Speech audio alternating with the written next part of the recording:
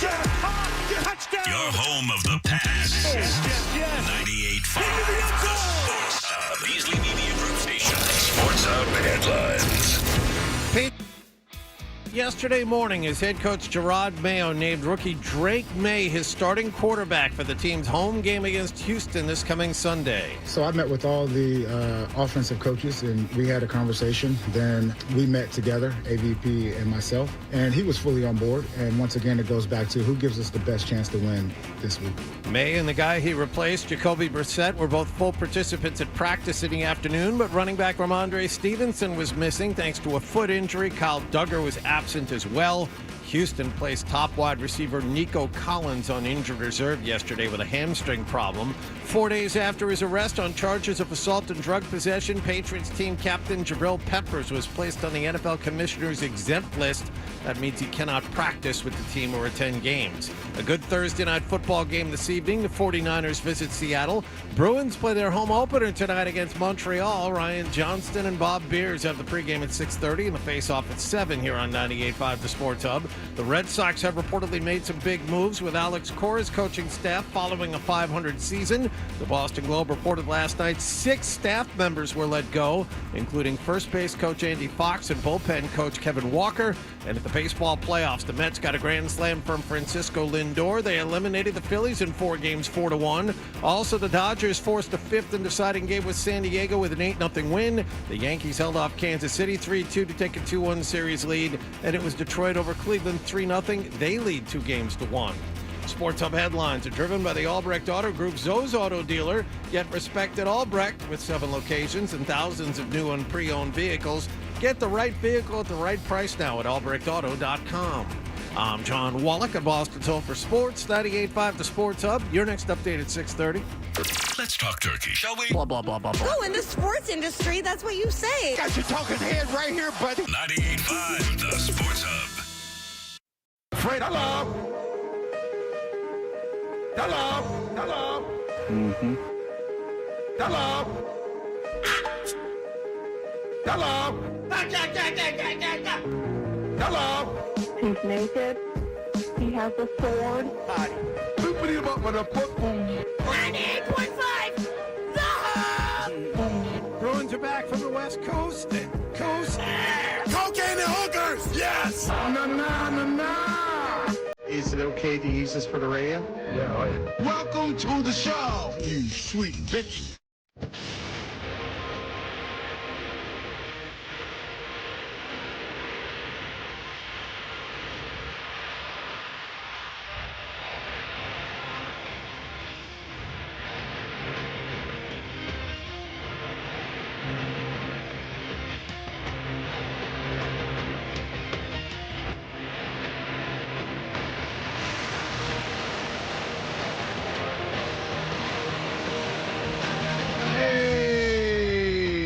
Good morning, everybody. Good morning.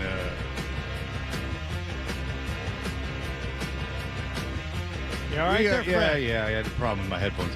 We're Toucher and Hardy. We are brought to you by FanDuel Sportsbook. Make every moment more with FanDuel in the Town Fair Tire Studios. You can call us 617-779-0985, and you can watch us on YouTube.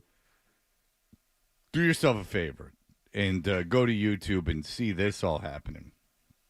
Our friend Esoteric, of course, a rapper, MC, what have you, is Czarface, the very popular Czarface. Thomas Hardy, of Tom Hardy, one of their big fans, many celebrity fans, many podcasts, and arena comedians, fans of the Czarface project. He will be guest DJing. Him and Adam 12 have worked this all out. He'll be guest DJing starting at 8 o'clock. I wonder how that's going to go. 12 brought in a big crate of vinyl, guided by voices, and what else do you insist upon?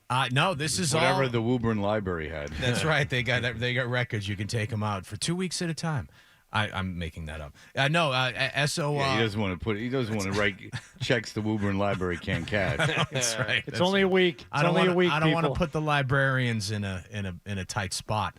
No, but SO reached out and I said like, hey, give me like a half a dozen songs that we can use and mix into the 8 o'clock and 9 o'clock hours, and he came with it. So we're gonna have that starting with the 8 o'clock segment. He's gonna be picking the music for us. All right, very good. So he will be here, and what did he want to do originally?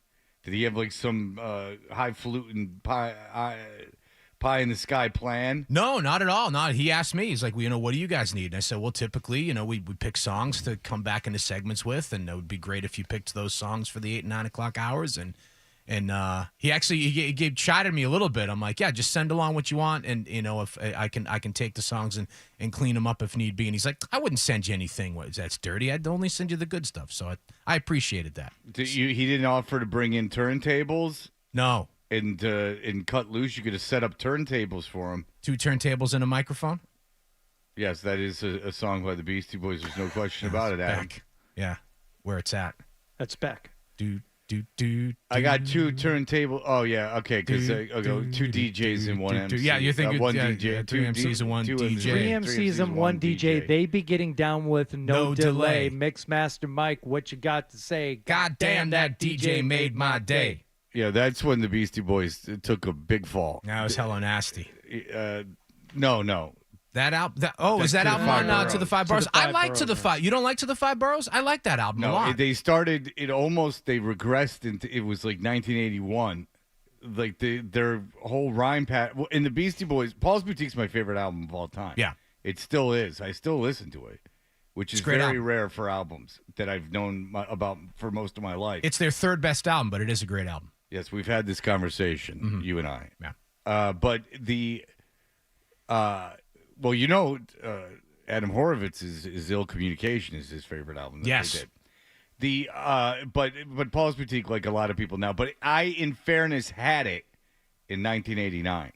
I made friends with David Migdal, who's still a friend of mine, based entirely on our both being the only kids at our school that had Paul's Boutique. That's impressive. I was not down, as we would say back. I don't know if it was because I was involved in any kind of hip hop community. It was that I had License to Ill, and I think I got Paul's Boutique and really liked it. I was unaware that it was not popular because they played Hey Ladies on MTV. They did, yeah. I remember being aware of Beastie Boys in the 80s, but it wasn't until Check Your Head and the videos for What You Want. How old are you? I'm 47. You weren't aware of Paul's Boutique? I mean, I was not Paul's Boutique. You weren't aware of License to Ill? Yes, I was aware of it. Like, obviously, Fight for Your Right. Like, I was aware of those videos, but I was never like, oh, these guys seem awesome. I want to check out Beastie Boys. It wasn't until Check Your Head in '92, seeing those videos on MTV. I would think I was 15. That's when I was like, oh, this I need to explore. So picking those up. I never listened to the radio when I was a kid, and then one night randomly, I put on like the black station, like the hip hop station in Detroit. WJLB. Yep. And it was at night they played rap, I guess, because they didn't play it during the day. They played like, Was it a commercial station or college station? No, it was a commercial Why station. didn't they play rap during the day? Fascinating. Because stations didn't play rap during the day back then. It was like heavily day parted. Yeah, it was all stuff you liked during the day. It was like Keith Sweat and Luther Vandross. What's wrong with Keith Sweat? Whoa. You just took a big leap. I said it was all stuff you liked, like Keith Sweat during the day. You said it in such a condescending voice. I'm naturally defensive. I guess it's Wallach's Day. There we go. Exactly. You going to be offended at every little thing today, Wallach? Let us know now. It's my day. I can't do it, just so you know. Do what? Walk around on eggshells because of you. And again, no offense, but the eggshell thing. I'll try and be better. That's all right. It's like a Wallach abortion. I'm improving Wallach's mood with some New Jack Swing. I appreciate it. Thank you. Thanks for the buddy. portrait. I appreciate it. All right. So anyway, so I never listen to radio, so I turn on WJLB, and I hear Paul Revere. They're playing Paul Revere, and I'm like, I heard Adam Horowitz's Ad Rock's voice, and I thought, how is a black guy sounding like this? I'm like, what black guy sounds like this? Like that real nasally tone, because he was super nasally on Paul's or on Light Still. And I was like, what the hell's going on? What the hell's going on? And because I had never listened to the rap station before. I had Run DMC records. I had Radio by LL Cool J, but I had never heard this. This is how, when I was a kid, how you couldn't find rap. King of Rock by Run DMC was out, and I was in New York with my mom in New York City, and I had to go to like 5 record stores to find King of Rock. And that was like a hit. I mean, that was, massive. Yeah. Yeah. Raising Hell was when they became massive, but King of Rock was no underground album. And there were, like, the chain record stores in New York City didn't have it. Like, and I would ask people, and they'd be like, it wasn't all New York City. A couple of them were Long Island, and when I was asked the guy in Long Island about it, they were incredulous that I wanted that kind of music. Because it was, because they were, Center Long Island guys. It's interesting that you're bringing this up this morning, Frank. Because right now I'm reading a book called Live from the Underground. It's a history of college radio by Catherine Rye Jewell. And I know, she's from Boston. I know, yeah. And the chapter I read last night was about Chuck D getting his start at Adelphi's college radio station, and how, and what you said is true, is how, like, in the early to mid 80s, like, you couldn't hear hip hop on the radio, and even at college radio stations they were having a hard time getting it on. But he and his kind of cohort of guys that started Public Enemy were the ones, which I'm actually wearing the T-shirt today, funny enough.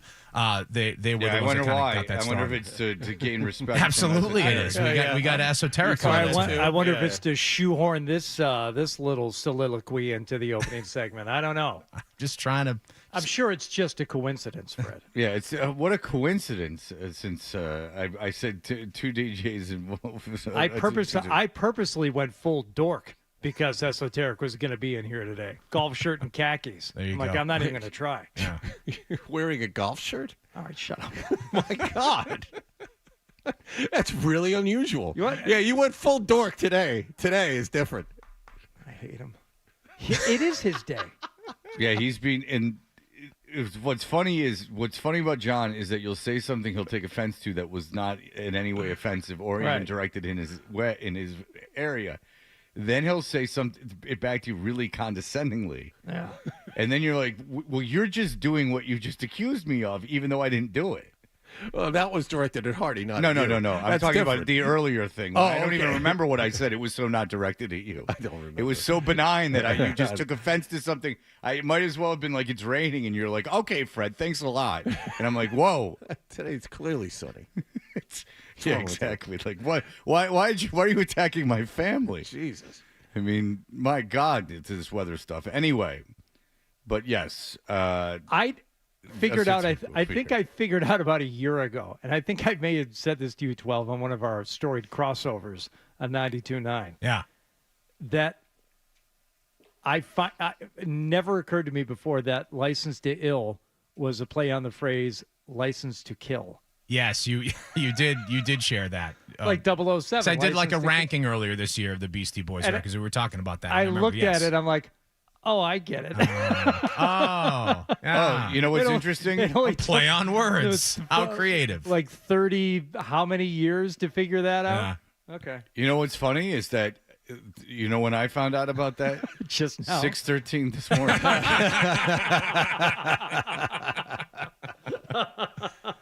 I know on the airplane it says something dirty backwards or something like that, like on the I think it serial says, number. "Eat me." Yeah. So, which was very controversial at the time, because that came out right when Raising Hell came out, and I would listen to both in the car.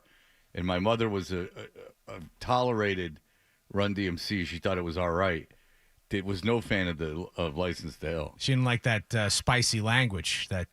She didn't really care about the language. I was in no way. My music was in no way censored. What I consumed was in no way censored, and I wasn't encouraged to have, I guess, pornography in the house.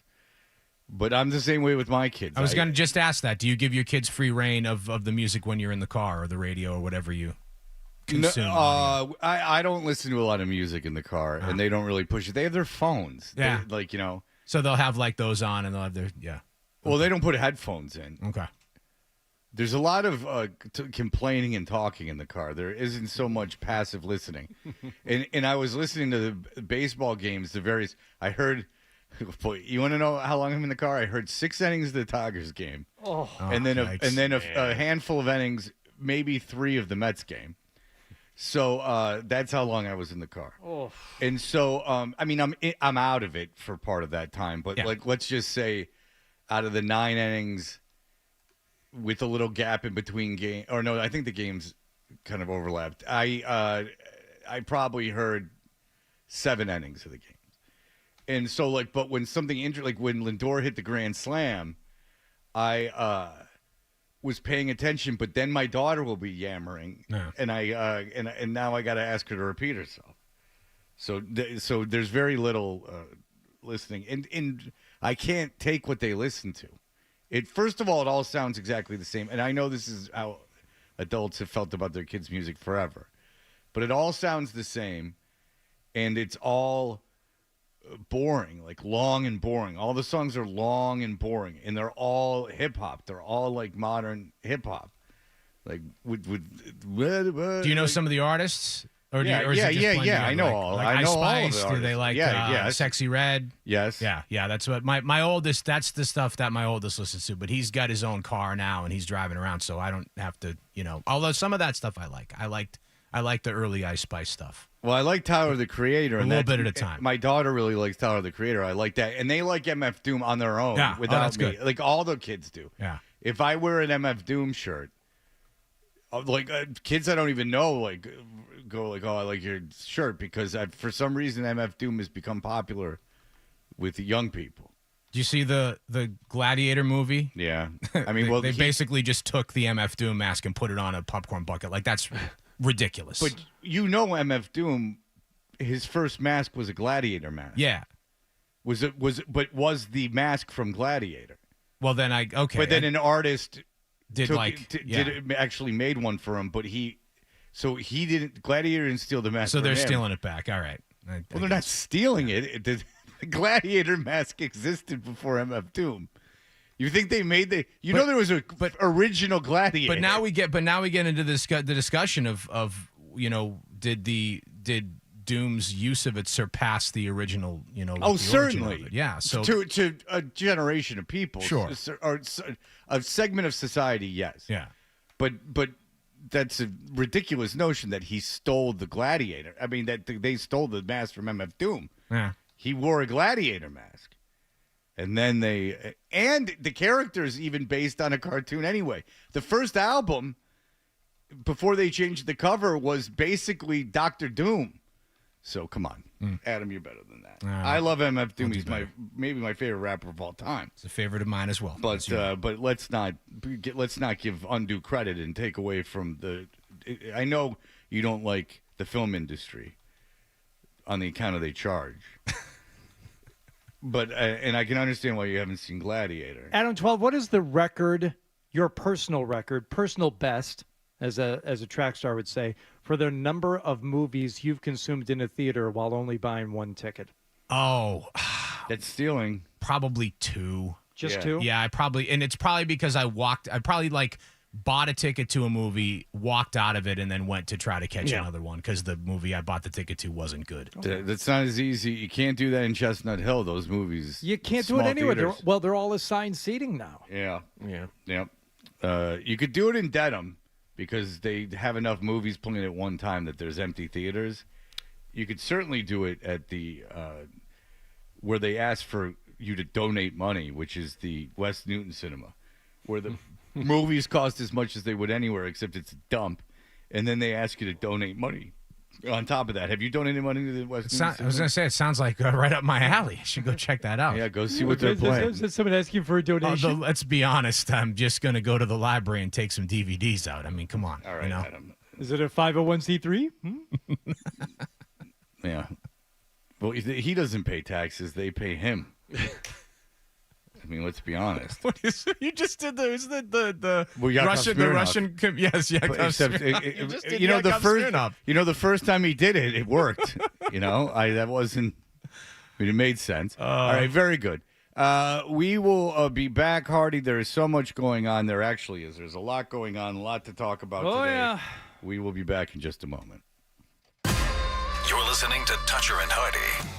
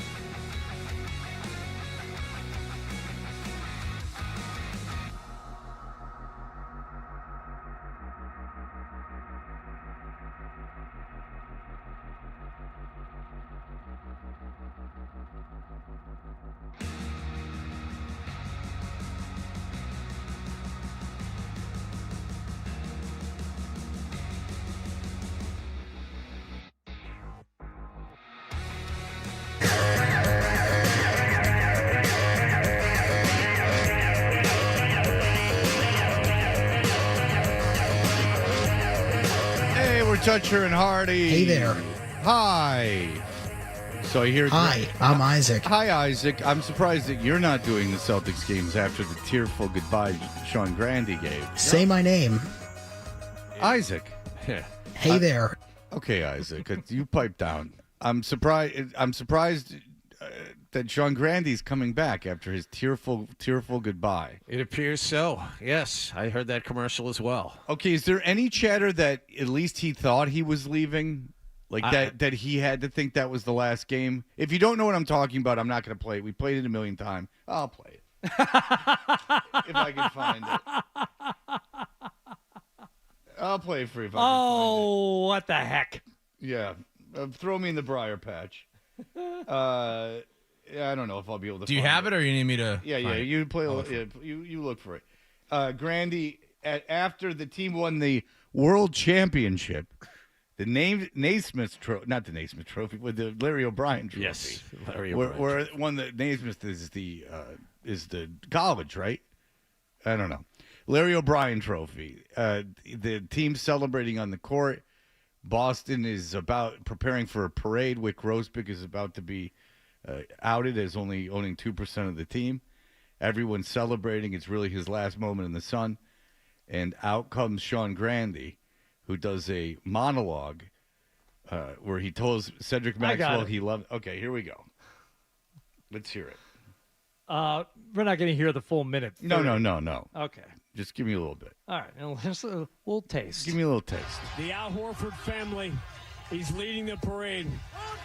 He walks out a world champion. The other two words I want to say are to all of you who've been with us. And those words are simply, after the millions of words we shared, they are these two. Thank you. The 23 years I've spent with you guys has been, with the exception of being a dad, has been the honor of my life. And I wouldn't trade any of it. I recognize that being the voice of the Boston Celtics is probably the first line of my obituary one day. It has been an honor in every way, shape, and form an honor can be. Okay. You remember, that's the same year. This is the same season, really, that Mike Gorman retired and Joe Castiglione retired. Mm-hmm. Both right. after much longer careers. I mean, there was a Mike Gorman night and a Joe Castiglione night at their respected franchises, and both guys just did way less than that their last broadcast. And Sean came back this year. Is that a joke in the play-by-play community, John? Not in your opinion, but do play-by-play guys talk about that? I have not heard anybody say, did you hear? I talked to some of the guys. Okay, I've let me never ask heard you it. this. You do play-by-play. You're good at it. You would have most likely, I think you would have gotten you would have gotten the Celtics job if John had done what he basically did and retired or moved on to something else. You're welcome, Sean. I love you, and I think you know that. Yeah, and then Cedric was on the air with us the next day and brought that up and said, you'll notice I didn't say I love you back. That was what Cedric was proud of. Thank you. Honor can be. And by the way, he made it all about himself with his partner right there, too. Didn't Cedric say I had to go to the bathroom or something like that? Yeah, he goes, can you finish this Speed up? us I got to go along. to the bathroom. I gotta go tinkle. Yeah, but because Sean wouldn't shut up about it. And so, but that's another thing is that Cedric's sitting right there and Sean's doing a big soliloquy about himself. That's weird, too. That's always weird when you're in a partnership and someone is referring to us as about like me. Like it's like, no, not publicly refer to it as us. You know what I'm saying? Like there's two of us. Mm-hmm. Cut the nonsense. Boy, is that weird. Have you ever heard anything else like that? No. The only thing that I remember Vin Scully had himself a night, and we played this on the show where, he did The Wind Beneath My Wings, and he stood up in the press box. It was his last day. Vin Scully, that was his last day broadcasting. And how long had he been doing Brooklyn Dodger games? 50, Los Angeles Dodger games? 50, 60. Let's say like let's say like a 60 solid years. 65 years. 60 years. He got that job in his 20s, and I believe he was like 90 when he retired. Early 50s, he got the job, something like that. Well, yeah, but I think in the 40s he got the job. Late 40s, early 50s, somewhere in there. They were still in Brooklyn. He was in Brooklyn for about 10 years before they moved. Yeah, and I think he was like in his 20s, and then so I think he did it for like 50 years. Well, you asked. That's the only thing. 66 years. Jesus. Yeah, okay, so come on. My God. 1950 to 2016. Good Lord. Well, you asked me. That's the first thing that pops up. They gave him a night. I know, it was a big deal. But you understand. Yeah, And- but John, that's not what I asked. And he signed off like. Yeah, but John, that's not what I asked. I said, do you remember a guy signing off like that, meaning that it wasn't his last night broadcasting? Oh, no. If that was Sean's last night broadcasting, I never would have made fun of it. No, I haven't. Thank you. No. If that was Sean's last night broadcasting, it's a little much, but whatever. And in fact, we played my last day at 99X, and I didn't go on that long. I didn't go a minute and a half.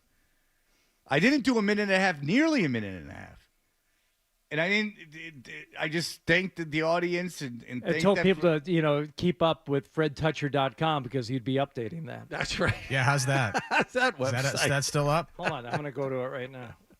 I own the domain, I believe. No, I looked it up that day when we first brought it up. There's something else there. Oh, there is? I don't know what it is. Is it Scale Breakers? It says American judge orders Google to open App Store to competition. You see, it's Yeah, that's something my else. website. Oh, it is? Okay. Yeah. All right. Does it talk about how they're manipulating the weather to get lithium? No. Well, that's also There's a there. privacy policy and terms and conditions. Yeah. The NFL Week 5 grades, that's my article. Yeah, I do that. How weird. That's how valuable my domain name is. Someone is sitting on it. Anyway. The Hawaiian shirt ads. Nice. You get money for that? I don't know. You could tell that show was going to last forever considering I had my own website with my own name on it. Yeah. That's a big sign of that you're a real team player. All right. Well, anyway. Yeah, so anyway, you can't recall as a play-by-play guy someone who it wasn't their last broadcast. No. Doing that. And what Fred wants, John, is for you, and next time just lie. Just say, yes, I'm on play-by-play message boards. We have a monthly symposium. There's a breakfast, and this has been the talk of it, going back to late June. At the monthly meeting, we brought this up, yes. Because I think Chad Finn wrote an article where he mentioned that he had gone to the Celtics and asked them, like, what's going on? Or someone and said, what's going on? Because of how, emotional the sign-off was and how about him the sign-off was. Odd. Very odd. Thank you. I'll probably do that before Christmas break. I'll give because I'll be gone about 10 Everyone days. goes on vacation. Yeah, I'll be gone about 10 days. I'll say on my tombstone they'll put that I was on the radio, which would, it's not up to the people what's on your tombstone, dummy. It's up to you. You can put whatever you want on your tombstone, as long as the cemetery will put it in there. They'll put on my tombstones. Who's they?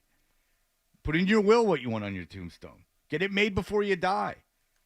You have a will? Of course I have a will. I'm a multimillionaire. What is in your will for what's on your tombstone? That's Adam's brain when he hears millions. It gets negative. Ding. I'm trying to figure out where that came from. I don't have what's in my tombstone on my will. Well, where is it? I don't have. I said you could decide what's on your tombstone. You don't have. Like, what I'm saying is that there's not Tombstone.com or the Tombstone Corporation that does a brief thing and decide a brief Google search and then makes your tombstone. You said on this show a few weeks ago you came up with a perfect epitaph. Is that what it is? Yeah. Yes. Epitaph. Yeah. Great record label. Habitat. For what you wanted on your tombstone, I think you should put it in writing and have it notarized, and that way it'll be on there. Yeah, do you remember what you said? Yeah, he ruined everything. He ruined everything. That's right. Turning that into a promo. Forgot about that. Yeah, he ruined everything. Because you were talking about how I ruined another piece of audio, so I said that's what's going to be on my tombstone. That's right. He ruined anything. Well, I tell you who ruined something last night. Mookie Betts ruined the Padres' chances. So here's the payoff. Betts swings and hits a high drive. Left center field and deep. Merrill at the wall. It's gone! Mookie Betts at it again. The first inning home run. He pumps his fist halfway between second and third. A low high five for Dino Ebel. For a second straight night, Mookie Betts with other ideas, spoiling the Padres' chances early on. Knack trying to finish out. The 2-2 sent high in the air. Shallow center field. Edman calling for it. It's in the glove, and that's a Game 4 win for L.A. Forcing Edman. Forcing a Game 5 Friday. Did you see? Back in L.A. You see the Dodgers went bullpen, had a bullpen game yesterday. 8 pitchers combined on the shutout, including, let's see, one of the... Kopech. No, I forget. One of the Red Sox relievers started. Not Breslow. Brazier, thank you. And maybe that's the way to... Well, then Kopech was property reliever?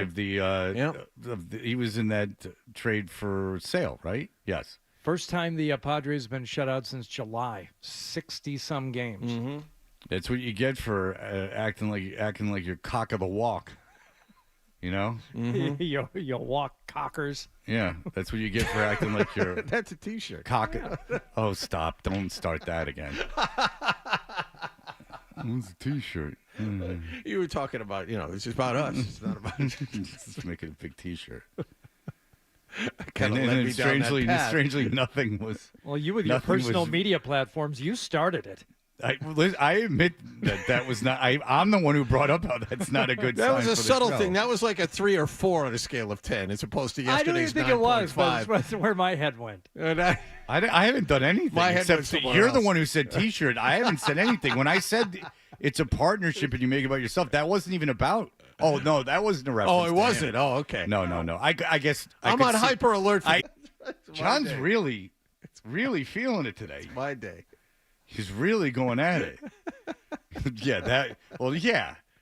And if you think I would have done it, just look at what FredToucher.com is now. They're mine. So the Dodgers won, Hardy. They're mine. No, they're not, dumbass.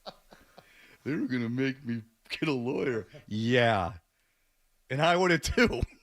Stupid. Ay. Have another fit about it. All right. Very good. Maybe a break. No. We can get off this for a second because otherwise, I don't want to say. Instead, we'll say this: the Dodgers. You know where Belichick's girlfriend went to college. It's gonna be more of this during the break. If we don't change the subject. I'm in a good mood. Go ahead. Okay. All right. The Dodgers and Padres will play a Game 5 for a chance to play who? Mets and Phillies were playing last night. Visitors up 1-0 in the 6th, but the Mets have 3 men on base. Now the pitch. Swinging a drive towards the gap in right center. It's pretty deep. Oh. It's back near the wall. Ow. It's gone. It's gone. Francisco Lindor. He may have just outdone himself. He has hit a grand slam into the Phillies bullpen in right center field. The Mets are leading by a score of 4-1. They were famished for the big hit all night, and Francisco Lindor just provided a feast. Mets 4, Phillies 1 here in the 6th inning. That's a hell of a call, Wallach. I heard it. Yeah. That's a hell of a call. Howie Rose, one of the best. I heard it live. He's a weird-looking fella, too. Yes, he is. They showed him because they played it on the Mets plane. Coming back, they played the Alonso home run on the plane, and they have a video of him. And you're like, woof, that's a creepy-looking individual. But the Mets win that series. The divisional champs, having the best record over 162 games is pretty meaningless. Now, they're not going to get rid of the 7th wild card team. They're just not. They shouldn't, because it made the regular season ending more exciting. But the Tigers are going to beat the Guardians. And then you have the Mets beating the Phillies. There's not much of a reward for being the far superior team. No, you get home field advantage, but that's proven to be crap. Yeah, and you get the it. bye, which is arguably not in your favor. Like, right? Like you can get set up a week off. You get 6 days off while the other teams have been playing all week. Yeah, and it's just not. It's arguably not in your favor. Like that in baseball, like the rhythm and everything, the habit that you have is all shaken up. Yeah, it doesn't matter, and they're not going to change it. I mean, we like it this way. We like playoffs, but statistically, mathematically, it's been said for years that the baseball playoffs is a ridiculous microcosm of what the regular season is. You know, you don't play that way all season. Why is it now coming down to a best of 5 after you just played 162 games to determine who the best team is? And very quickly, if you want to get pissed off a little bit if you're a Red Sox fan, so the Tigers sold at the deadline. They were like 12 games back in August. They had real no chance of doing anything, so they just said screw it and took a bunch of their prospects and moved them up. And what A.J. Hinch, their manager, has said is that they got way more athletic. They had dumped some like big salary guys. They were able to bench Baez. They were able to do some stuff. And those kids have in turn, like I don't know. I know 2 guys in their lineup really, Green and Torkelson. No one on the active roster makes more than $4 million. And that sparked their team. Yeah. And so there's something to be said. Like, and A.J. Hinch is a great manager. If Corey's a great manager, you call up all those kids and you just say, screw it. Like, let's see what happens. That's exactly what the Red Sox are headed towards. Well, no, but they could have done it this year. I mean, they're in no different position. They have better prospects than the Tigers brought up. Yeah. No, what I'm saying is that'll be next year. Next year, they bring up everybody, let everyone play 150 games, and we'll see what happens. Well, that's not what I'm saying, though. But, okay, I'm saying that, forget it. Doesn't matter. But anyway, they traded Flaherty, who started game 1 for the Dodgers, and this is where they are. All right, we'll be back in just a moment.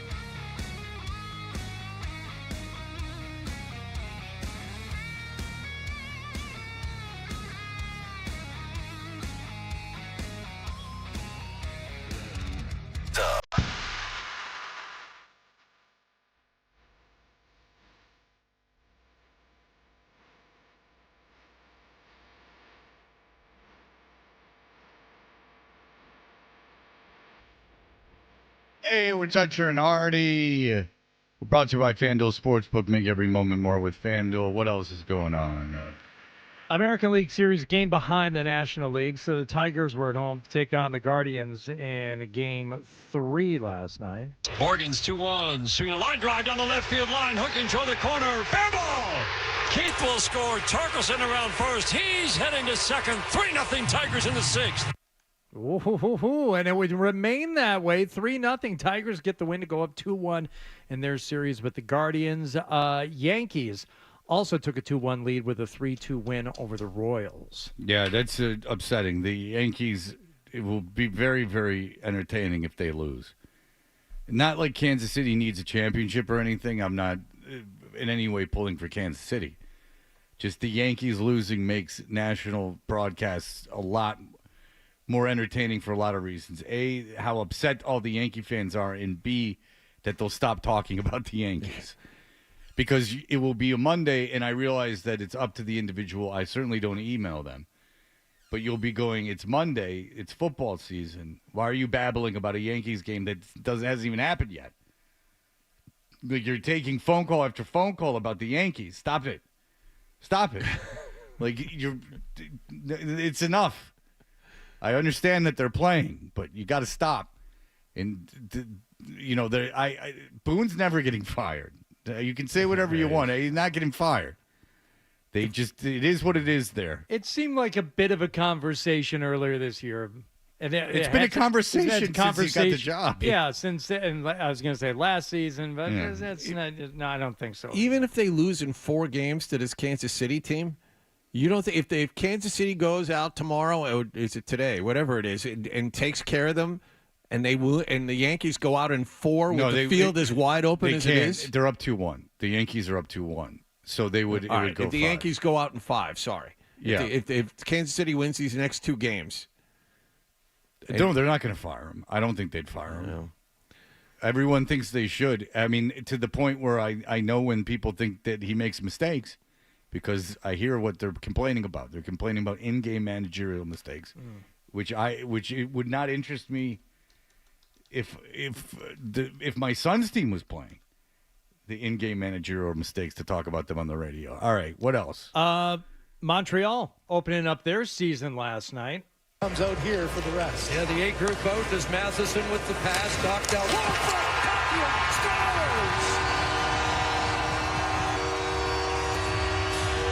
And suddenly the Canadians' power plays at 50%. Unreal. 0 for 30 in the exhibition season. Almost laughed at, and a real concern. That's all it would take. That first period goal was the only scoring of the night against the visiting Maple Leafs. Montreal wins their season opener. And tonight, Mr. Wallach? They will be here. They will be here to play the Bruins. In the Bruins opener, Montreal goaltender Sam Montembeault, 48 saves last night for a shutout. Well, he can't play tonight. Nope. Can't play tonight. No, so good. Can't play tonight. And did you see what happened to Edmonton last night against Winnipeg at home? I'm looking at it now I didn't watch the game. No, none of us watched the game, but I just find it amazing that happened in Edmonton's own building after they went all the way to Game 7 of the Stanley Cup Finals last year. Winnipeg beat the Oilers 6-0, but it is the first game of the season. I can't believe that all that talent on Edmonton and then no goals. Yep. My goodness. Which 6 goals in a hockey game, that is, that's a ton. It's even more? 12 goals in a hockey game. Goal line, Hurdle. Got it through. It's off the stick of Georgiev. Oh, real good stick by the goaltender. Theodore for Olofsson. Steps, shoots, scores! Victor Olofsson having a night in his first game in a Vegas sweater. It's a long-ass horn. I was just going to say, all right, that's enough. Thank you. They got to wake up the Vegas people. It's Vegas. They really do it up there. So the long horn. Woo! Olofsson 2 goals. Only in Vegas, guys. Mark Stone 2 goals. 8-4 the final over the Avalanche last night. Is Mark Stone also it's Lee Stone. I'm thinking porn. Lee Stone. I don't know. Is an annoying porn star. Oh. When he's in the scene, I can't watch it. By the way, Jack Eichel, 4 assists last night. Yeah. So good for him. Yeah, very good. Wait, was that the TV call of of Vegas? Where's Gosher? Or was that radio? Oh, you didn't hear? Gosher quit. Goal line, hurdle. He cried at the last game of the season. Of Georgiev.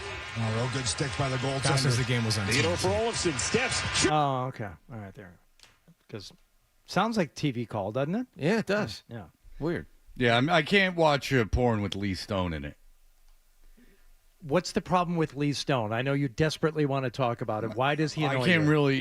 It's just he tries too hard. It's too much. I don't like Lee Stone. I'm not alone either. Let me look him up. There's a lot of people. You'll recognize him. You'll recognize Lee Stone. You'll have that. So do you know? Look at his IMDb. So you know that there is. Did you know that there is a website where you can check out books? I swear to God, and it's not a library website. It's just. Damn it. You can Google it, and then you can like look at the books.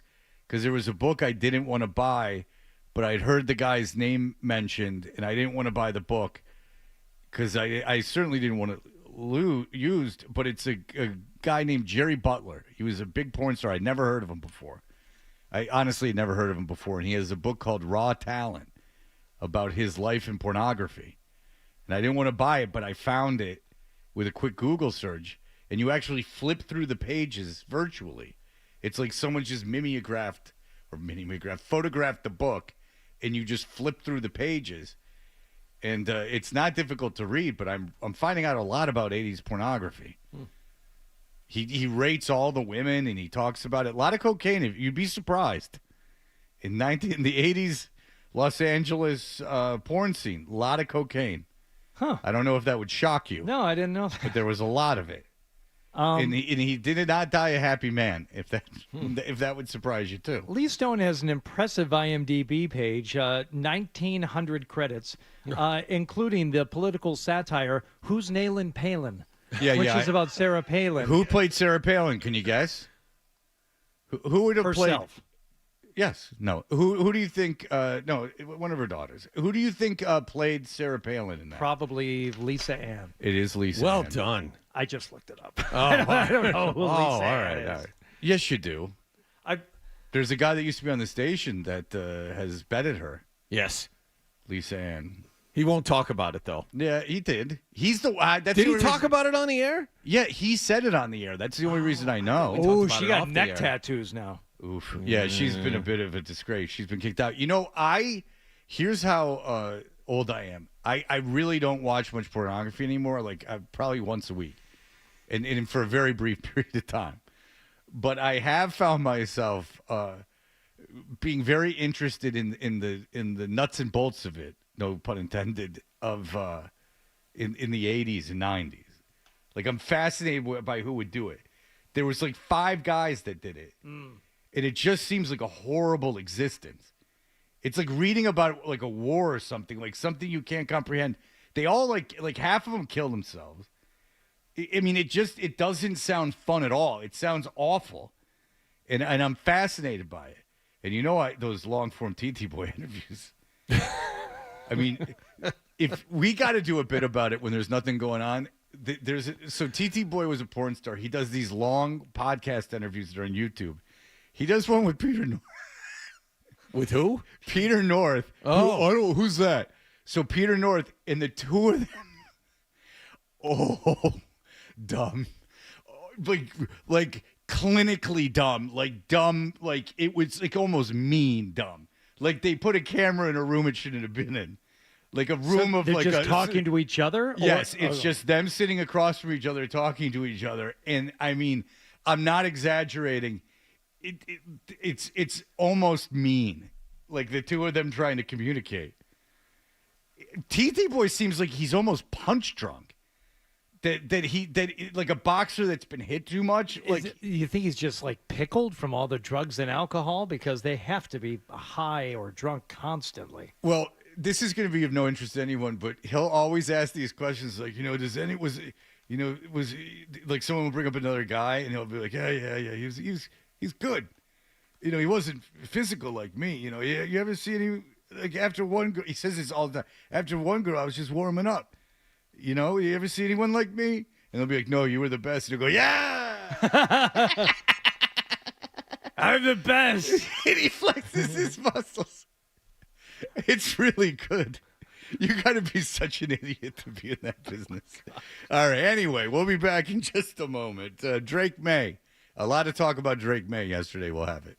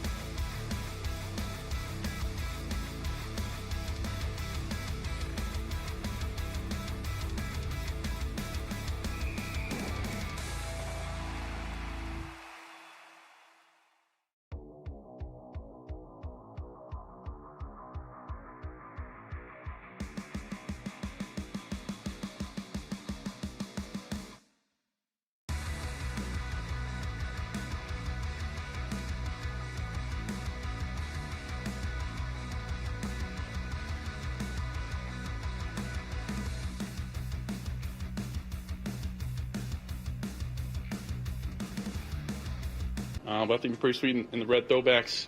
I think that'll be pretty cool to get out there, my first start, and especially in front of these fans. I think Patriots fans are the best fans in the league, and looking forward to playing Gillette in front of them.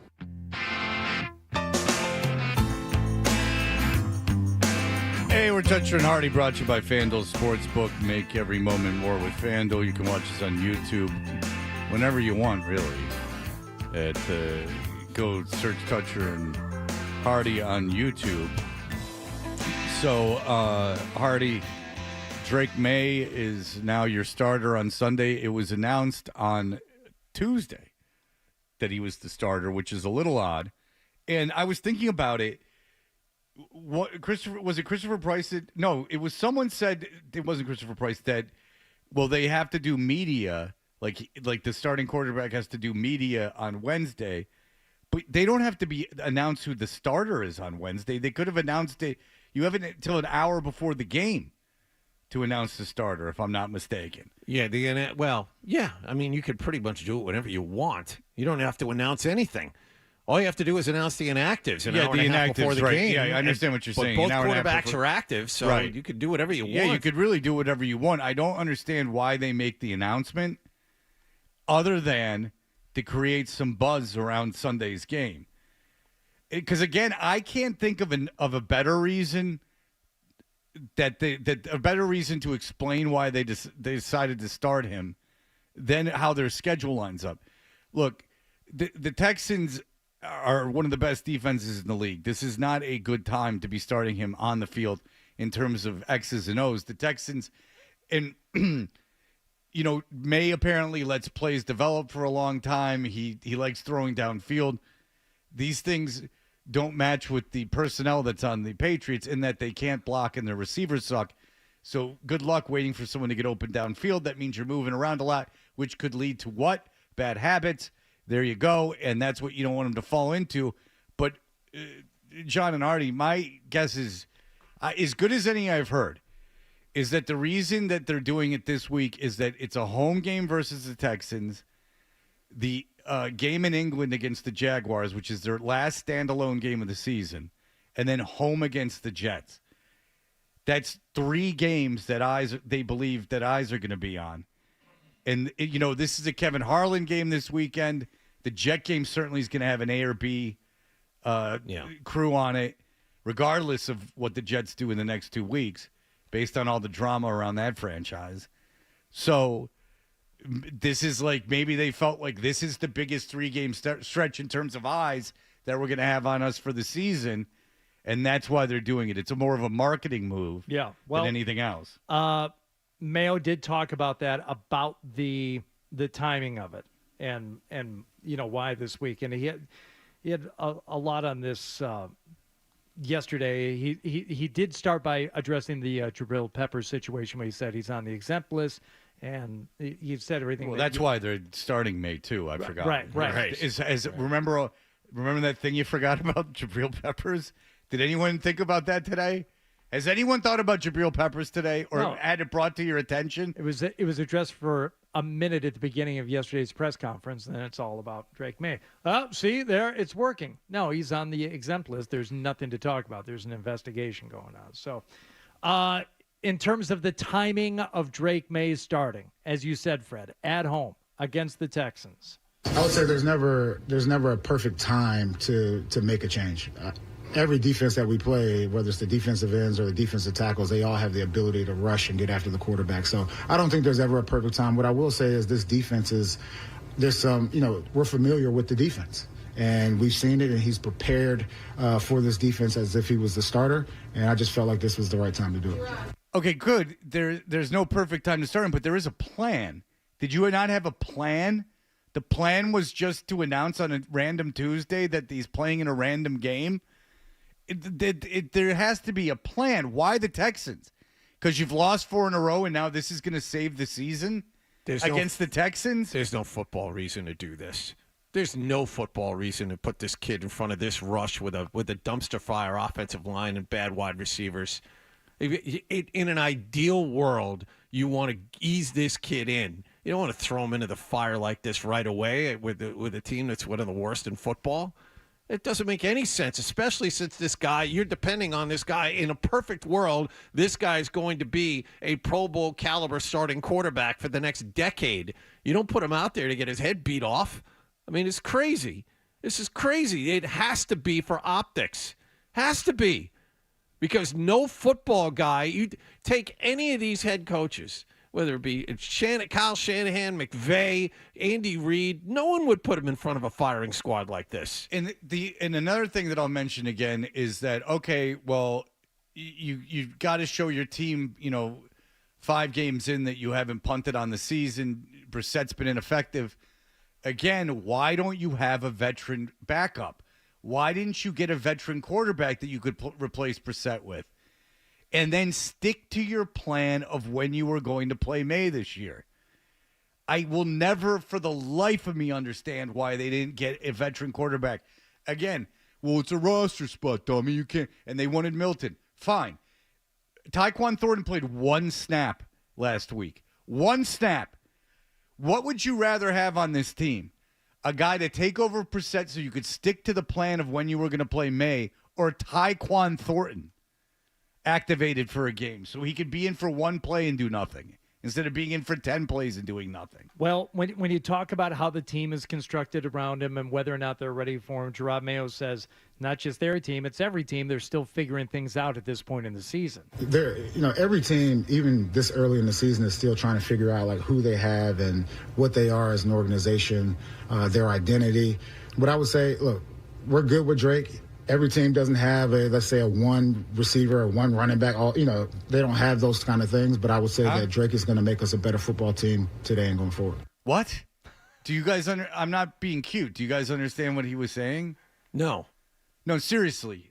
Do you have a guess? He's trying to say we're not in a unique position here, and if you think that this is not a fully baked product that Drake May is going into, well, that's every team. Not every team. It's not like every other team has a number 1 wide receiver or they have a dedicated running game. No, but some teams do. I think Baltimore has, started or has established their identity now. May not be perfect, but you know who they are. These other teams know who they are. Kansas City may not be happy with who they are right now, but they know who they are. Well, they're 5-0. Yeah, but okay, it's not the same Kansas City as it was 2 years ago. The identity has changed, but they know what it is. You're still figuring out what you are. Well, you have a running game. You have a number 1 running back. Teams don't have a number 1 receiver. What teams don't have a number 1 receiver? Well, you have a number 1 running back when he's not benched to start the game. Maybe Kansas City doesn't have a number 1 receiver. I mean, I'm trying to think of. Kansas City had a number 1 receiver. Yeah, but he's hurt. So that's what I'm saying is that because of injury. I don't really understand. Buffalo? Does Buffalo have a number 1 receiver? Yeah. It's shook out in the wash. They have a guy who's I'll tell you, he's because of just fantasy. Keon Coleman, is he the number 1 guy? Coleman, yeah. Willie, go ahead.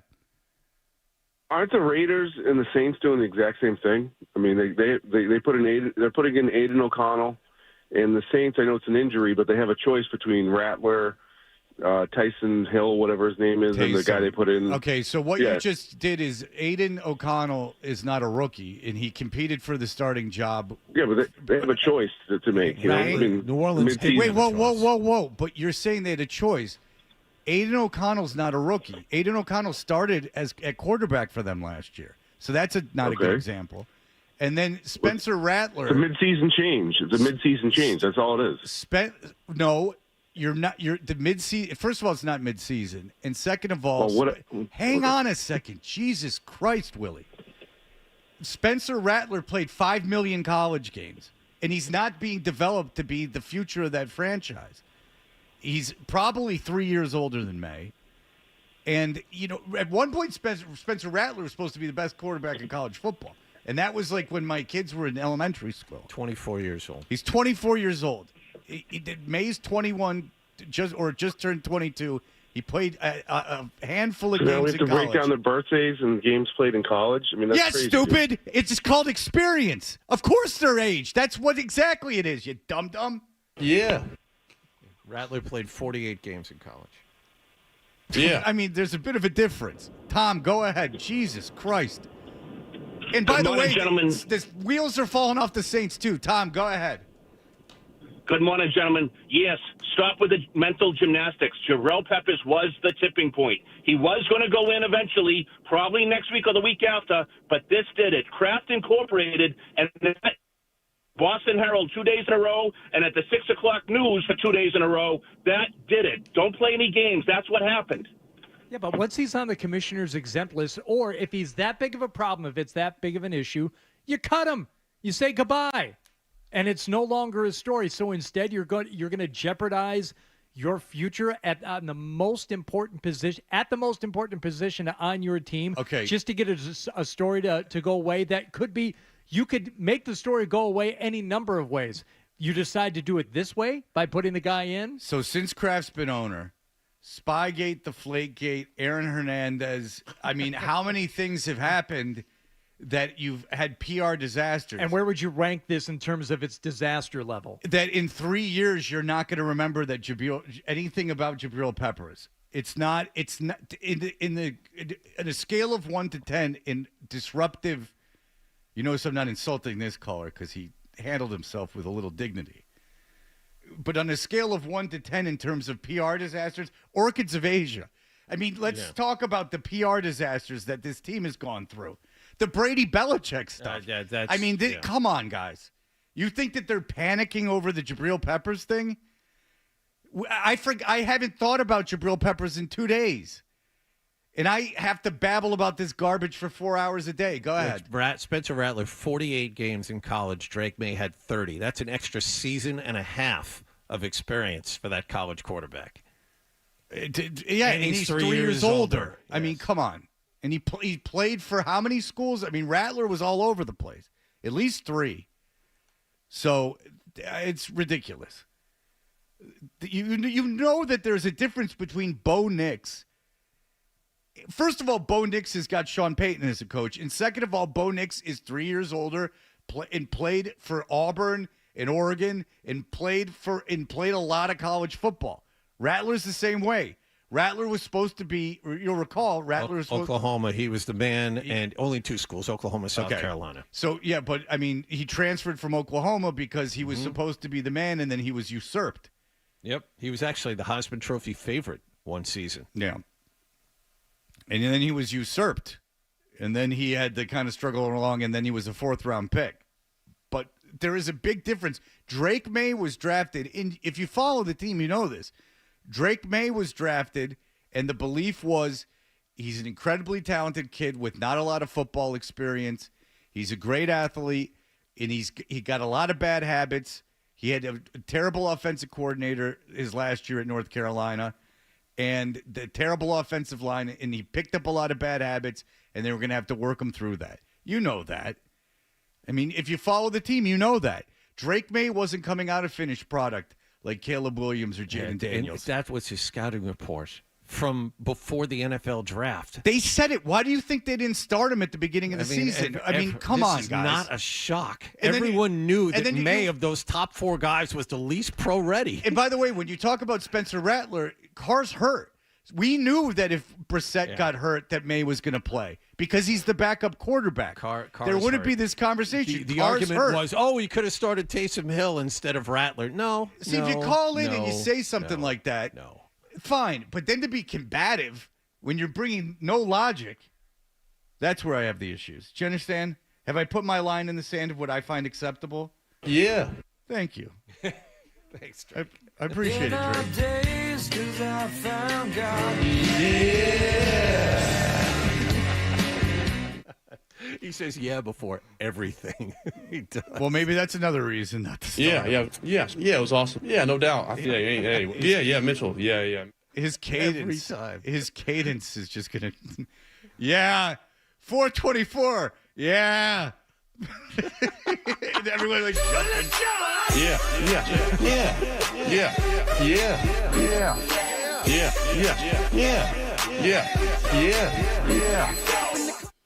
All right, so we'll be back. Ryan Johnston will join us in just a moment. Stay tuned for more Touch.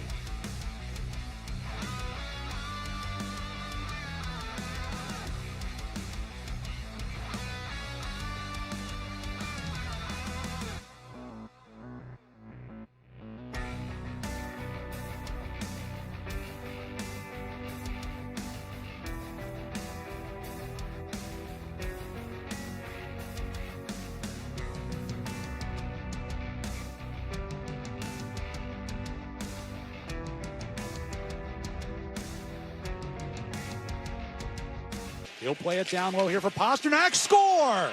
Pasternak was looking to pass there, and it redirected through Bobrovsky, and it's 6-4 with 1:45 to go.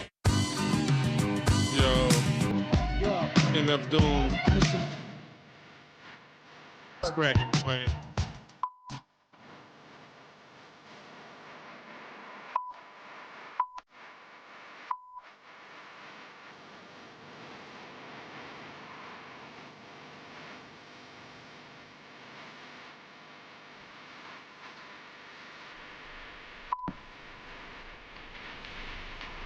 All right, we are Toucher and Hardy.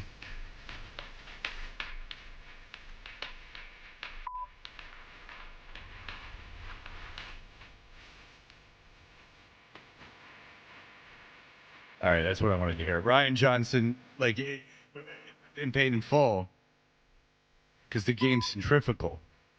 Ryan Johnston is the voice of the Boston Bruins on 98.5 The Sports Hub. He joins us on the Volkswagen Dealers Expert Hotline. Ryan, hello. Hey, what's up, Fred? Hey, what's going on? Ryan, do you get paid in game checks now, like the players? Huh. Oh, now he's a big shot. He's gonna. No, he's froze up for a second, but I think we're back. Go ahead. Ryan, hello. What's going on, guys? All right. Hardy asked, do you get paid in game checks like the players? All right. Anyway, just get him on the phone. Not answering that question. Just get him on the phone. Nope. Yeah, we'll do that. Just get him on the phone. We'll do This that. is enough of this. Too devastating a question. Can't answer that. Well, I mean, he's Top secret. He's got a hotshot job now. He's not Yeah. just some guy filling Just in. Top of mind, is talking about paid in full. Are you paid in full? Do you get is it a guaranteed contract? These are all questions we could ask. When was the last time you saw paid in full? I think we've discussed this before. Never. Oh, yeah, you have. No, I haven't. Yeah, I think you have. Okay. Just like you think I should be using Apple Maps instead of Waze. No, I didn't. Come on. I didn't say that. That's crazy. I always thought it was a reference to the EPMD album, but you had pointed out last time that it's a reference to the film. Yeah. It's Mekhi Phifer, who's also in what rap movie? 8 Mile. Thank you, John. Mm-hmm. Thank you. We've got Ryan on the line. Like Ace in Paid in Full. Ace played by Wood Harris. In case you were wondering. All right, Ryan, are you on the phone? Yes, I am on the phone. Technology is awesome, isn't it? Yeah, I know. It's like when I call my mom and I call her on her cell phone and it just breaks up constantly and I have to call her on the landline. Oh, yeah. Because you're using the Wi-Fi calling. My internet goes out 3 times a day now. You can almost set your watch by it. No. And it just drops. And then you got to wait a minute and it'll come back on. And they gave us the heads up. We're going to be working on the internet in your area periodically over the next several months. You may experience outages 3 times a day. 3 times a day. Awesome. Just stops. I'm sure it only costs you like $100 a month too. So, no reason it should work. Yeah, well, the thing is, my parents live in East Tennessee, and I think the cell phone companies are like, nothing important's happening here. We don't have to really invest in a lot of towers. Towers? What Yeah, are exactly. towers? And so my mom, but then my mom will call me back on her cell phone, and it happens every time. Like, what? You're at home. Did they have pick up the landline? Of course they have a landline. They're ancient. Wow. But when you call the landline, if they do answer, they're so out of breath because when that phone rings, it's like wet cats. I mean, they're like, whoa, what? Yeah, whoa, what? Well, the phone's Freddie, the phone's ringing. Like if I'm there and that phone rings and it says who it is, like the ring It shows up on the TV probably. Maybe, but it's going off and they're like, Becca, because there's one in the bedroom, one downstairs, and one like at another part of their house, and they gotta. There's too much thinking. All right, what's this sound mean? Phone. Okay. What kind of phone? Landline. Okay, where are the landline phones, and which is the closest one? And that's asking a lot of them. They're old, very old. All right, Ryan, you have now that you're the full-time play-by-play guy, you got a game under your belt, and it was the game against the Panthers, and as we just played there, a lot of scoring in that game. The defense for the Bruins not so great as they take on the Canadians in their home opener tonight. What did you see, and what do you expect? Do you expect that to be a story this season?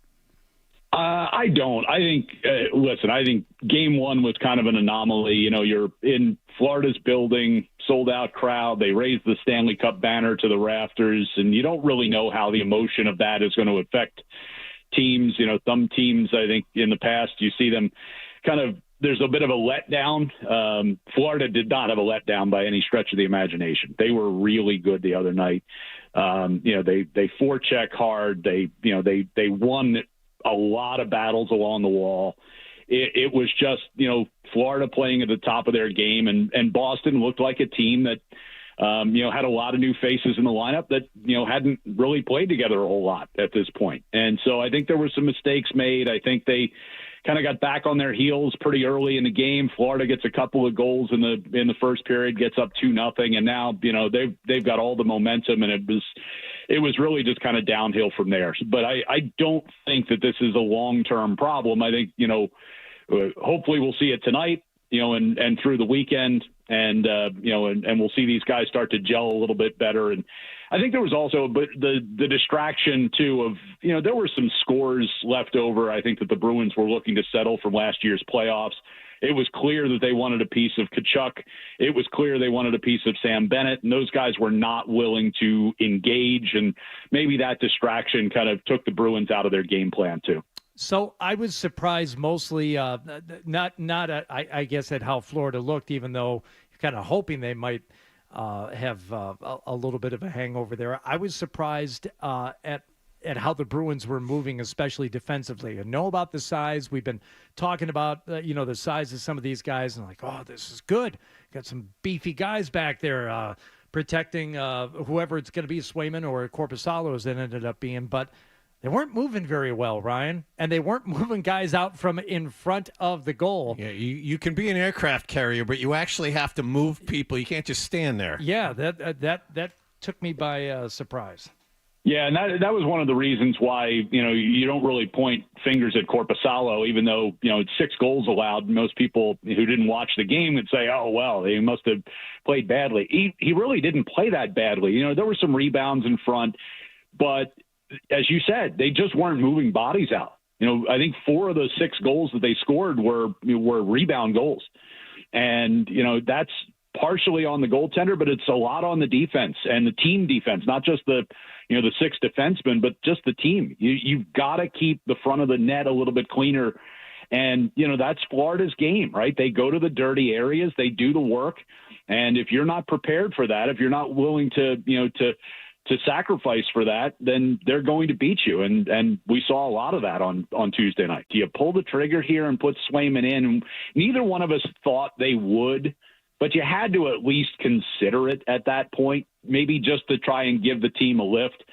But, you know, I mean, Swayman literally had one practice with the team. You know, he'd missed all of training camp. I know he was overworking at BU and staying in shape, but it's not the same as being in an NHL game. And so I think it probably would have been a bit of a disservice to him to put him in at that point. The team playing the way it was, I don't think it really would have mattered who was in net at the, you know, all things considered. So, but I'm sure that they probably thought about it. Now it's a question of, you know, they didn't practice yesterday. So, you know, is he ready to go by today? I don't know. Is he ready to go by Saturday? We'll have to see when we talk to Jim Montgomery later this morning. All right. So McAvoy looked good the other night. Who struggled? Lowry struggled. Zadaro struggled. Peak struggled. Yeah, there was a lot of players who struggled. Yeah. Yeah, it was a list. But, you know, I think one of the things that was distressing for me was to see, you know, you talk about the size of this D-corps, and they are one of the biggest, if not the biggest in the league on average. But they can move, and they can move the puck well.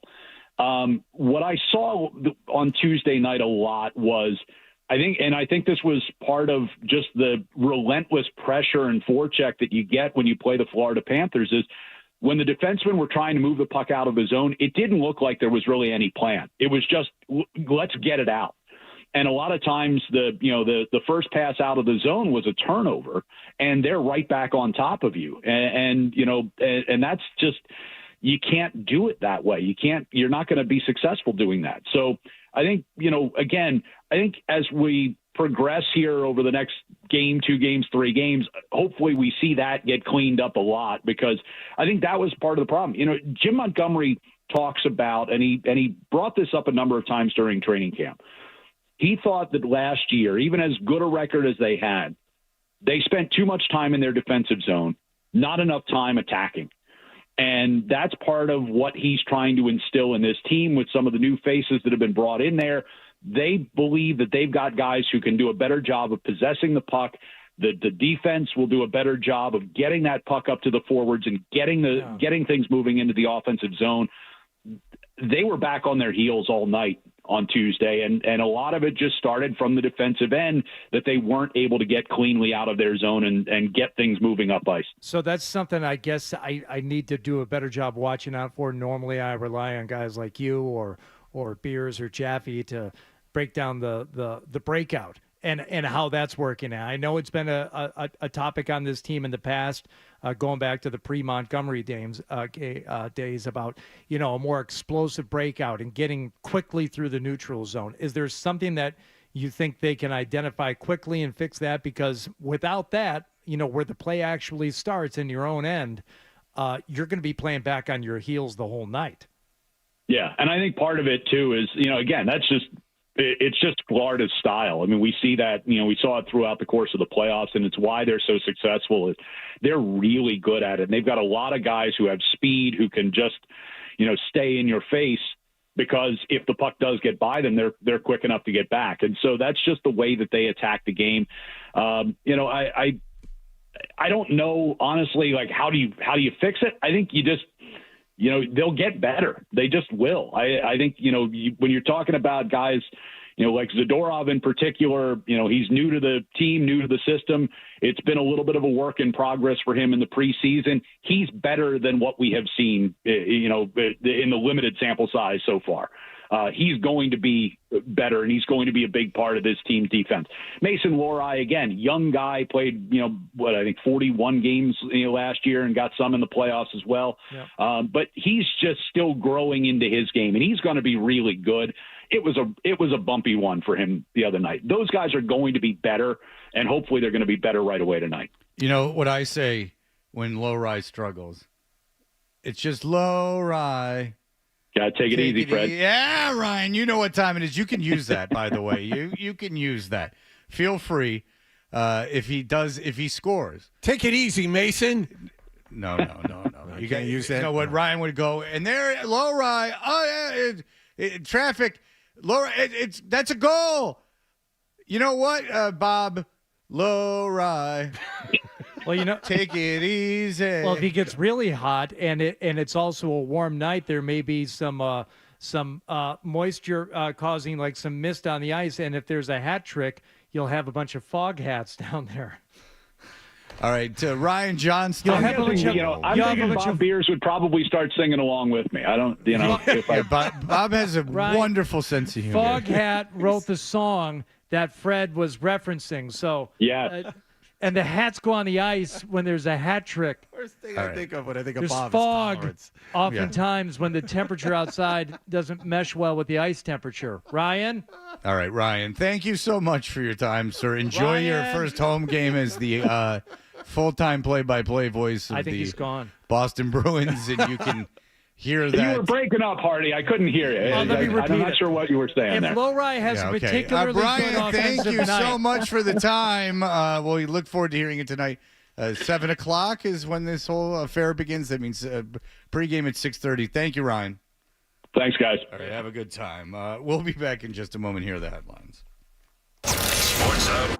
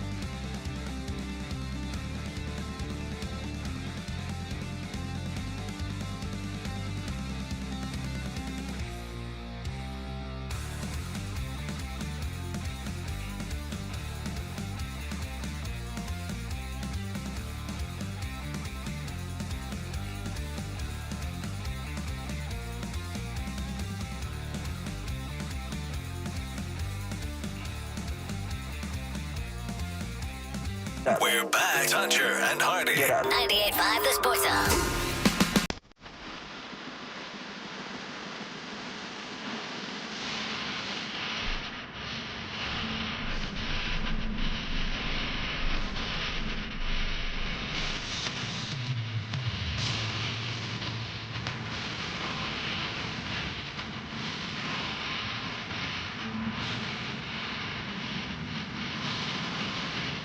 You know, at first I thought this was Bikini Kill because of Perry Farrell's voice. And we showed that Dave Navarro, big pussy, afraid of Perry Farrell. Perry Farrell takes a swing at him, you knock him out. He was practicing. Navarro just goes, oh yeah, and then just rips him in the face and knocks him out. That would have been awesome. Because if he pushes him, then I would imagine legally you're set, right? If they put their hands on you first, it's an act of self-defense. And then Navarro just goes to the front of the stage with his hands raised for a Boston crowd. And I would have missed it all because I left the show 2 minutes before all that happened. Adam missed when the Jane's Addiction broke up in Boston. He missed all that. Now, it's funny.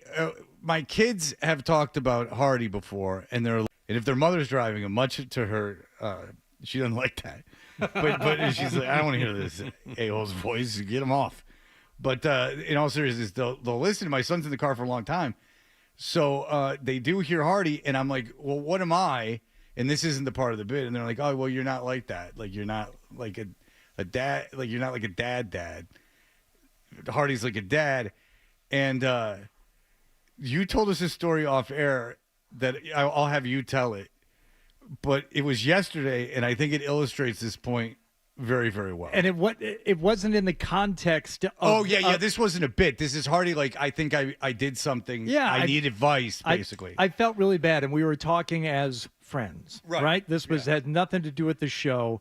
And we were talking about, what are you doing for the rest of the day? But I said, oh, I got to go home. I said, I messed up yesterday. It was not good. I'm like, what happened? I said, well, I was having a discussion with my daughter that, turned into an argument. And I said a couple of really dumb things. I kind of lost my cool and said some things that I regretted and apologized for it afterward. But I was just upset. I was upset at the situation. And more than anything, I was upset with myself for the way I had handled myself. And I just, I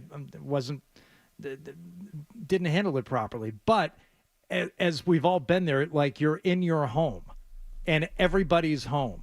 And, my wife had walked into the room in the middle of it and then kind of walked out, but she's nearby. I can sense my son lurking and he wants to know what's going on. And then my daughter, because she's very cool and mature, she's like, she's not going to run away from this. She just sits down at the dining room table and starts working on whatever she's going to work on. I'm like, well, what do I do now? I can't be here. I'm embarrassed. I had already apologized for, being a jerk. But I couldn't be with myself. I couldn't be in that house. So I went outside with the dog. I'm like, come on. And she's like, well, great. Let's go outside. But I don't want to be out front because then I can be spotted. I don't want to go in the garage because anybody coming or going is going to see me in the garage. So I go into the backyard, still not enough solitude. So what I did was, without even thinking about it, I just went into my shed. And I just sat down in the doorway. There's a little porch on the shed, and I have a couple of chairs out there. And I just sat half in, half out of the shed. And the dog is standing there looking at me like, what are we doing? Are we going to do something? And I'm like whispering to her because I don't know if windows are open. It's kind of a nice day. I'm like, go get a ball. Go get your ball. Okay, I'll get the ball. And we sat out there for probably 20 minutes so I could just hide. And I just sat in my shed, and she would bring the ball over a few times, and I would throw the ball far enough away. I'm like, don't draw attention to yourself, though. Just be cool about it. Let me just... And after a while, she just sat and looked at me kind of sadly. Yeah. Let me just add something. If you were at a mental hospital and you were like, it's painting day, and someone painted themselves sitting in a chair in front of a shed, half in, half out, you would bring a doctor and you would say, "Can you analyze this for me, please?" This is I'm going to the shed. And you know what that means? Soon the door to that shed starts closing. Yeah. And then what does that shed become? It's like when you go into one of these storage units and all of a sudden there's a whole like scene.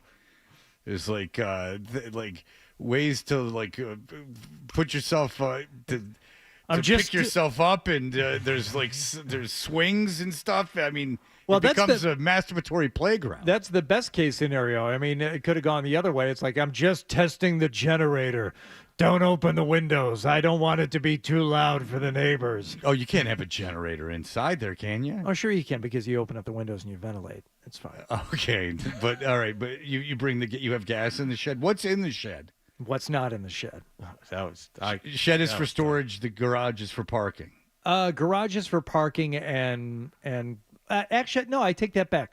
Garage is vehicles, be it, bicycles, cars, skateboards, scooters. Do you have a place to hang the bicycles? Yeah. All right. Are they to be hung every time they come back? Yeah. What do you think? They're on the floor of the garage? No. Like, and if you come into the garage and the kids haven't put a bicycle back up, will you? Oh, is there's there hell to pay there. Well, That's not good. No. And first of all, when's the last time your kids rode a bike? Mine mine don't ever ride a bike. Almost 18 and 14. So no, there's not a lot of bike riding. There was going never on any bike riding. They know how to ride bikes, but there was never bike riding. But when they did, no, I did not require them to hang their bikes back up on the hooks. I'm not a monster. But in the garage are tools, vehicles, and golf. Okay. All the golf stuff is in the garage, along with, other things. A lot of cubbies up there. Everything is off the ground. Right. So how do you organize the golf things? Is it organized by what? In Glad what you basis? asked. I don't have to go home and arrange anything. I could take a picture right now. I could have someone, if they're home, take a picture of how the golf clubs are arranged. They are all 4 sets of clubs for the 4 of us, and each one has their own little section in a golf stand, and then there are shelves dividing each 2, and that's where the golf balls, and there's a little tray on top for tees, ball markers, stuff like that. And do you ever get out shoes, of golf shoes? Do you ever get out of the car and put your hands on your hips and just nod your head at it? Like, this is good. Yeah. Okay. I don't get out of the car and do it. Sometimes I will leave the house and go out and just look in the garage and say, yep, everything's in order out here. And is there like a workspace? Yes. Like with drawers for the tools? So there's a workbench, but then next to the workbench is a tool chest, which can be wheeled around. But is it red? It's blue. Oh. It's blue. Red is a little presumptuous. Red, I think, is reserved for real people who really know what they're doing. Okay. I'm just a tinkerer. I'm more of a hobbyist. Okay. So I went blue. Will you ever find something and then just screw around with it in there? Like you'll find like a piece of machinery or something, and you'll sit there and you'll start like unscrewing it. Do you ever take things apart? Yeah. Yeah. Okay. Just to see what's doing in there. Well, sometimes when you find something, I feel more of it's been looking for a home at the dump. Those things have to be taken apart immediately to see what's wrong with it. So you do go to the dump and walk around. No, I don't go to the. Okay, I'm not like. Maybe get a call and a heads up. Hey, I'm Fred. I'm here at the dump. Hardy, you got to come see this. Well, that's why Hardy's in radio, so he gets VIP. By the way, my neighbor accused me of using his name on the air when I was talking about the last time, and I don't think I did. But since he thinks I did, I'm not like Roger. Vacuum or something with an engine in it, or like a motor in it. A motor, yeah. A motor in it, rather. I have in the past, yes. Yeah, so you'll put it on the workbench and you'll start tinkering. Turn the light on, open up a drawer, and I'm going to need that, and just start seeing what's going on in there. Yeah, and Why not? you investigate? Yeah. All right, good for you. And sometimes, most of the time for me, because I'm not that handy, it'll end up right back at the dump. But every once in a while, there's something that can be salvaged. All right. Well, when we come back, Adam has organized a contest for all of us because we are all technically biological fathers of John. Who knows how many kids or how many? I mean, we know how many pregnancies. It's in the double digits. How many kids? We don't know. But Adam is going to test us to see actually who is the real dad. Hardy's got a big leader in the clubhouse. Just like, I don't know if we Coming can in. catch I mean, him. Hardy is a Midwestern dad. That is what Yeah, Hardy is. We're not catching him. He loves his kids, but he don't take no guff. And then when he gets angry, he goes to the shed or the garage. When I fail as a father, that's what happened. It was my failure. No, I understand that. I'm not even talking about this particular incident. Yeah. I'm just saying that you obviously love your kids. You do anything for them, but you also you don't take no guff. You also said you don't swear in front of your kids, which was amazing to me. Oh, but and that's one of the things I screwed up. I swore twice, and I felt badly about it. There's been open profanities in my home. There was never a time. There wasn't. They were first words. My first words to my grandmother were swears. All right. That's an absolutely true story. What'd you say to her? Oh, I can call my mom. I think I might have said, "Do you know that son of a bitch?" or something like that. Like my mom would tell you to her mother. Like my first thing was a swear to her. All right. We'll be back in just a moment.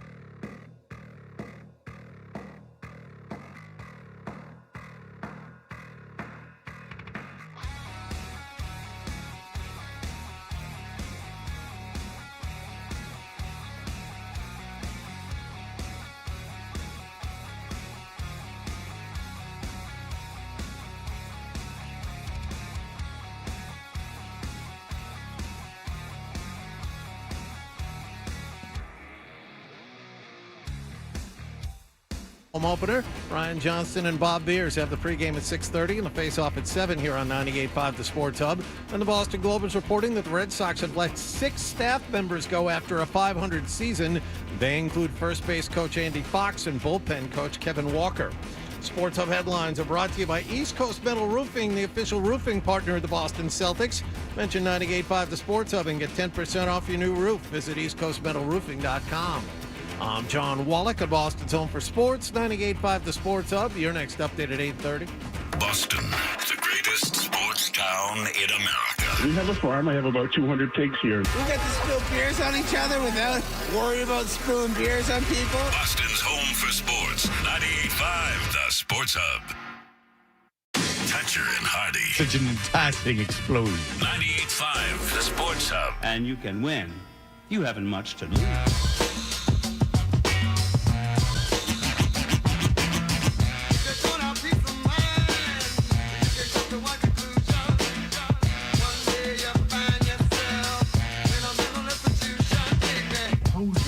Yourself to me, young man. I'm different. I'm not your average MC. They put me down, but in secret they envy. They can't accept the simple fact I'm not a thug. Blasting up an addict for some coke and some drugs. This isn't gangsterism.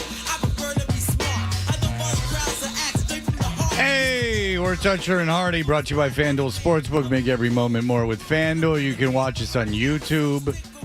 Simply go to 98. Go to YouTube and search 98.5 The Sports Hub, and if you do, you'll see our friend Esoteric, who is picking out the music, who is quote unquote DJing the show for the rest of the show, and he is here today. Hello. What up? What up? All right, and Czarface, you with 7L and Inspect the Deck. You guys are now touring, and you are playing the Middle East when? Sunday the 20th. Okay. Middle East, Cambridge, yeah. It's it's a place of very special, meaningful depth to me. Okay, why? Well, the first show we ever did with Inspector Deck in like 1999 was there. So my first time on stage with Deck was there, and the first Czarface show in 2013 that we ever did was there as well. And it was a sellout show, so this is going to be the same thing. So we're kind of coming back to the Middle East for like this intimate event of lyrical head thrashing and skull crushing. I can't believe we're going to have to ask the MC to actually get a little closer to the mic. Oh, okay. 1, 2. Is it the level or is it my? I feel like this is. It's probably. Mic, that's right? a little. That's a little. Can you hear? It's a little warmer now. It doesn't have that.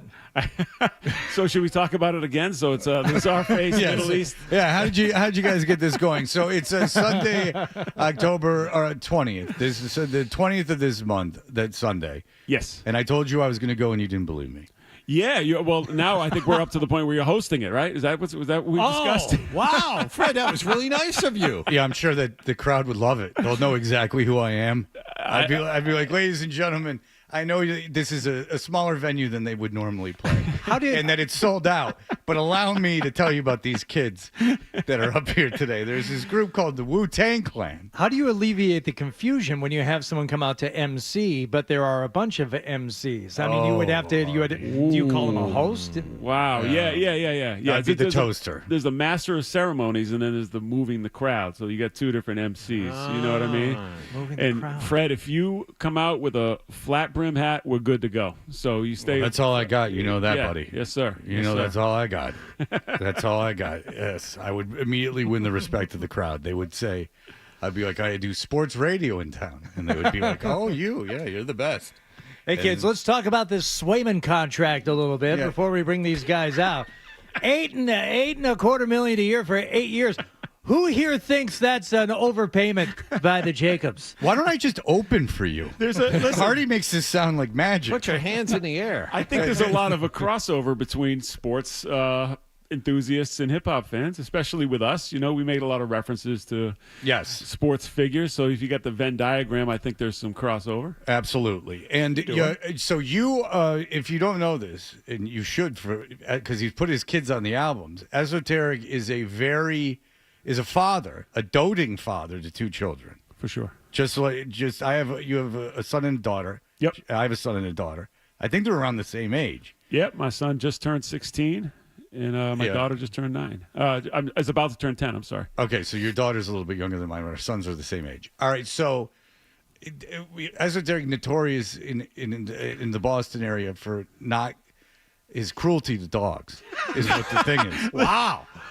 I don't want to digress, but I'll have you know I rescued a dog on Saturday morning in Norwood, 7 a.m., a lost dog, matted fur, completely, it looked like Chewbacca if Chewbacca got crushed in the trash compactor. And called animal control, got the dog rescued. The dog's being completely rehabilitated and will be adopted out to somebody who will take better care of the dog. Now, were you just coming home at 7 a.m. on a Saturday morning? Because that's so cool. No, I was actually bringing my dogs to run illegally on a baseball field that's fenced in. And also cool. I had to talk about that with the animal control officer, but it's a great field and it can keep my hound in the friendly confines of that park. But there happened to be a dog that was there slumped against the fence, and it looked like a stack of hay or mulch, and I was afraid to approach it because I didn't think it was actually a dog until I got a little closer, and then he lunged at me and tried to attack me, but then we became friends because food is the great friend maker. And you just had food on you? No, I actually called my wife, and then she came down with food. So your whole family is involved. It was a family event, yeah. Yeah, I was kidding about the cruelty to dogs. He got very, very upset and still references it when a couple years ago I said, before I had this current dog, I said I didn't pick up the dog crap, and you hated that. You did not like that at all. No, I mean there are times where if they go far enough off the trail. Oh well, no, in the woods, that's ridiculous to pick it up. Yeah, but you'll be on Newberry Street and you'll just let your dog. Well, I used to, but now that I have a dog, it's the one thing I've ever said on the air. This is true. The one thing I've ever said on the air that my neighbors went, haha, that was funny when you said that, meaning you didn't mean that, did you? That they were like, that's funny stuff. I rarely talk to the people. Because I'm divorced, I have a shared wall place, and it's part of the law. But the people in front of me are a nice family, but they and I don't talk to them that much, not because we don't get along, I just don't see them that much. I'm not at home very often, and they were like, ha, I heard that you didn't pick up the dog crap, right? And I'm like, no, I do. But the point is that Esoteric is a father, and Adam, we were just talking about. How Hardy is a stereotypical father. In fact, my ex-wife texted and she said, I love Hardy's OCD. I think she's starting to fall in love with you, Hardy, because of the way that you organize things. Perfect. All right, Adam, so you have a test for us. Yeah, so what I found, again, Esso was talking about food being the great equalizer. Where for this particular demographic, dad rock is the great thing that all of these come together on, and that's become a bit of a buzzword lately. And I went and I found some lists of the greatest dad rock songs of all time. There's a bunch of them out there. All right. I went with this one from Mixdown Magazine, the #1 authority on music, gear, and production, because I figured, I love gear. If we're gonna go dad rock, we got to go to that segment of dad rock. Can we change this into what pedal you using? Yeah, and what strings you're putting on the old axe. You're going heavy. You're going extra light. What's the deal? If you're only downstroking, I don't even want to talk to you. So you subscribe to this magazine? Yes. He's also a subscriber to Plug-in Monthly. It's just about Pro Tools plugins. Oh, cool. So this is not a ranked list, but it is a list of songs. How many are on there? Are 20. It's the 20 greatest dad rock songs of all We'll be time. able to get all 20. Okay, yeah. Wow. I don't know that you'll be able to get all 20 because there's a few obscure ones on here, but I guarantee you'll get at least a half a dozen. How obscure could they be? So think they're not obscure. I mean, a couple of them are, but for the most part, they're what you would expect to be. So do you want to? I will start. A guess? Yeah, I only want to be with you, Hootie and the Blowfish. That did not make the list, believe it or not. It should. No Hootie and the Blowfish. No Hootie and the Blowfish on this list. This list is fraudulent. This is from Mixdown Magazine, the #1 authority on music and production. Hootie and the Blowfish had Sports Center anchors in their effing video. Yeah. Okay. Their first video. They were aware of them. Dan Marino was in it. You're on the right track. Of course I'm on the right track because it should have been #1. Okay, how far? We all agree that's agreed. Yes, it absolutely should be on there. Yes. Okay, that should not be a negative in my column. How far does it go back again, Adam? There's again, you're looking at the older dad rock demographic here. Okay, I'll put it that way. All right, let me go. AC/DC Back in Black. That's not on there. No, that's too hard. That's a little, Back in Black. A little too hard. Try? Yeah. Mind of a Lunatic by the Ghetto Boys. No, Gangster of Love is it. Oh, wait, what did you just say? I'm sorry, what did you just say? Esoteric said, bitches look at me like I'm a faker. They know damn well I'm a heartbreaker. I'll have them crying for months because I'll do their best friend and put a whipping on their, you know what I'm saying? They have their mothers to call. But then you said something about the Gangster of Love, and you know the Joker made the list. Wow. All right, So we're look at really that going for a back. transition. There you go. What are the chances? So, what are the chances that you reference Ghetto Boys? I go to Gangster of Love, which samples the very artist that he just played. Well done. So I was feeling that there was some synergy there. Yeah. And we finally got to Steve Miller, but my actual guess would be Cats in the Cradle. Oh, hold on for a second. Or is that too on the nose? No, it's it's too that's folky. a yes. I don't have a clip for that, but yes, that is on the list. It's a This list is pandering. Go ahead. Yes. There has to be a Billy Joel song on this. Yes. Oh, good Yes. call, Wallach. Still rock and roll to me? There is not a Billy Joel song. What? Interesting thing about It's Still Rock and Roll to Me, and that's, I believe, the Glass Houses album. Whatever album that's on, that was his answer to punk rock. It's one of the, there's a comedian that does a whole bit on it. That was Billy Joel's answer to punk rock. He's like, all right, kids, it's Listen still up. rock and roll Listen to me. up. He's Yeah. like, this is my punk song, kids. Fred, you Billy had, Joel you had song. made a reference with Well, your... Bruce Springsteen is obviously yes, on it. that's what I was leading you to, but absolutely. Yeah, Dancing in the Dark would be the song. Every white person, aside from a handful of us, is obsessed with Bruce Springsteen. Okay, how about Queen? We Will Rock You. That is not on the list. No, Queen has a good If singing. you stay with, if you stay with, Are there any homosexuals on the list? And I'm being serious. no, not to the That's- naked eye. that's No. far too. So, but again, These like fat bottom girls on it. Could we play it? I hear that's a big one. Fred being on the right track here with Springsteen. You had mentioned Hootie should be on here earlier because of the sportscaster. So think of a sportscaster that you know, and think of a band that he absolutely loves, and he just went and saw them. And, I got it. Yes. Go ahead. It's Huey Lewis in the news. Well, they're on there for sure. They're not on the list. What? No, they're Yo, not. I thought he was talking about Chris Berman. And I thought he was talking about the album I'm talking Sports. about a person who works at this radio station, and this is a band Pearl that Jam. he loves. This is Dad Rock Central. No, it's not. Listen to that. Yeah, it is. Yeah, this particular song absolutely. Yeah, is. Pearl 'Cause Jam- much like Cats in the Cradle, it has that very kind of sentimental feel. Pearl Jam is the Springsteen of a Generation X. Sure. Yeah. Springsteen is a boomer situation into Generation X. Pearl Jam is Generation X's Springsteen. Entirely white male crowd. Fred, I once had a T-shirt Just like the Czarface show. that said I'd rather be Middle East on Sunday the 20th. There you go. Smooth. Fred, what was that? What was that you just said? Smooth. Well, what do you know? It's like everything you say is somehow coming back to Having this Esso list. in here is just magical, and he was not coached. He was not coached. See, I just, me and Adam have a connection. We do. It's You really symbiotic. do. Very impressive. All right, How about His first show was at the there- library. That's is how there Adam like knows. some Fogarty in there, like center field? You know what? Close. Eagles. We went CCR. All right. All random. Yeah, CCR is very random because they were kind of an anti-establishment group. Go ahead. Is the Sammy Hagar Van Halen in there? Ooh, that's a good guess. No, but Dreams? but there is a van on here. Van Morrison. I don't get this list. I don't get this. No, list. this is not. Boycott this list. This It's all list wrong. is not in the spirit even of close. the competition.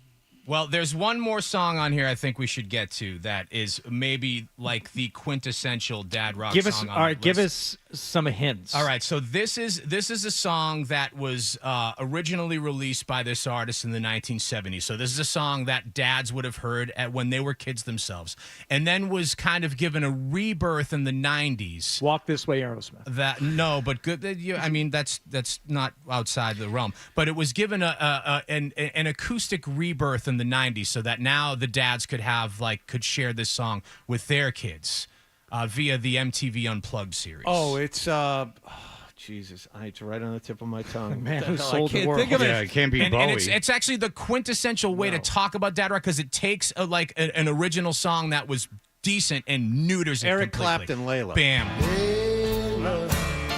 That's what I was thinking. Nice work. Wallet. This is a very old. This is more of a grandfather list, to be honest Fred, with you. This list comes courtesy of Mixdown Magazine, Yeah. the number Well, one. you're the one who authority got on it, music dumbass. theater and production. You're making fun of the people that made it. You're the one who hauled it out of the dump. Looked at multiple lists and chose this one. But, and I chose this one because the other lists were so disparate. Like they had like Linkin Park on them and stuff, and I'm like, how is Linkin You showing Park off for that rock? Esoteric with the Scrabble words? No, but It's a DJ thing. First of all, can we go out? Oh, sorry, go on, Essa. No, I'm sorry, I didn't mean to cut you off, but you do have a Public Enemy shirt on and a Tribe Called Quest hat on, so I would say you were showing off to me there. I was absolutely. he was absolutely showing off to you. Yeah. No, we absolutely talked about that earlier. He doesn't wear that stuff. You don't think the minute I walked in this morning, I went, "What the hell is wrong with you?" But fair play. I mean, I had a Guru Jazzmatazz T-shirt on the week before, and I had I mean, they're in the rotation. You know, the Tribe had called. But to Quest double has in up, the that's rotation. like wearing if I had a Tigers like jersey on now. I'm pretending to be a player. Yeah, was it too much? Esso, was it too much? No, what was the first thing I said to you when I saw you? You complimented. Yes, I said I like your shirt. But he knew you were showing off for him. Yes. No, I'm just looking for something Oh, I to talk said I about. was. I'm kidding. I don't make any. I'm kidding. It's not like he's At the root of all comedy is truth. Yes. It's like me wearing a FootJoy shirt and a Travis Matthew hat. It's like so Yes. obvious Can- what you're doing. Can we go out of this segment with the one band that I think is All right, like Be the Real says Tom quintessential- Petty. Tom Petty's not on it. Should have been on the list, but isn't. But this is the band that belongs on every dad rock list. Yeah. Who is this? Steely Dan. Cocaine. Yeah, this is like what is this? Like the Upper East Side? Should have played Peg. Yeah, every dad loves the Steely Dan.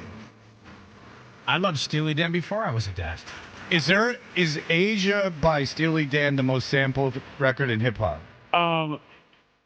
It was one of them, yeah, before everyone started getting sued for this and that. But yeah, that's Black a good record to go Peg. to. Peg. Multiple times, multiple Yeah. songs. Yeah. Peg. Yeah, and it's when you listen to those hip hop records, you have developed such a love for them as someone my age, and then you go back and you check out the Steely Dan stuff. So the way I was originally exposed to a lot of the older stuff was through hip hop. A lot of James Brown or anything like that. It was all through hip hop, and then you go back and you can enjoy the original songs that you weren't alive for. That's the only reason I know that album by Steely Dan is specifically because it was sampled so many times, especially by De La Soul. That's my idea for a channel on the satellite. It's called the Sample Channel, where you play a song, and then immediately afterward, you play the song that it borrows heavily from. Like the example is that I've used is the Fatboy Slim Praise You, and then you play Camille Yarborough's Take Your Praise, because that's a great song when you go back and listen to it, and without it, Fatboy Slim doesn't have a record. Or maybe you at all. could just not play Fatboy Slim and make everyone happy. Thank you. You agree with that. I know you do. Yeah. That's what you do. And especially like an album like Paul's Boutique, which has got 4 million samples on it. That needs its own channel. That would it need its own channel at the own time. But so you have to you big crate digger, right? Like yeah, for a long time. But a lot of the stuff we do now with Czarface is there's no samples because you can't clear them. You got to clear them. Yeah, you got to clear them. You got to pay a lot of money for those things, and especially if you have a sync in a movie or something like that, then it gets really serious, and everything has to be super squeaky clean. Like I couldn't even sample Hardy burping, because if it gets traced back to Beasley Media, maybe I can get. Well, that's why De La Soul couldn't release their Tommy Boy stuff, is because of a tiny sample by Herman's Hermits or something and they sued them, and it's this microscopic sample that they somehow came across. Yeah, so I mean, I used to be free reign for sampling and do whatever you want. You know what I mean? Until we started getting sampled, and I'm like, wait a sec, we need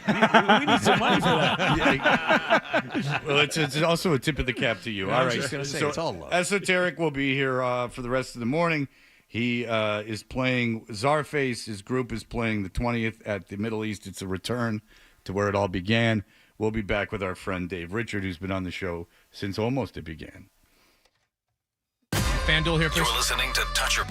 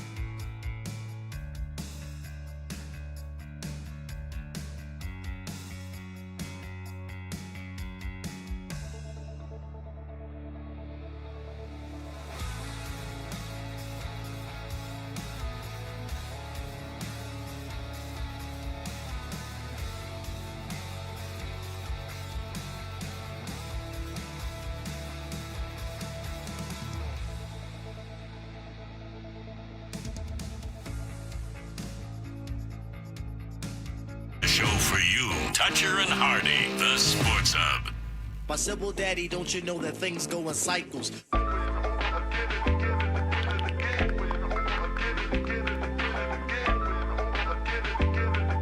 My simple daddy, don't you know that things go in cycles?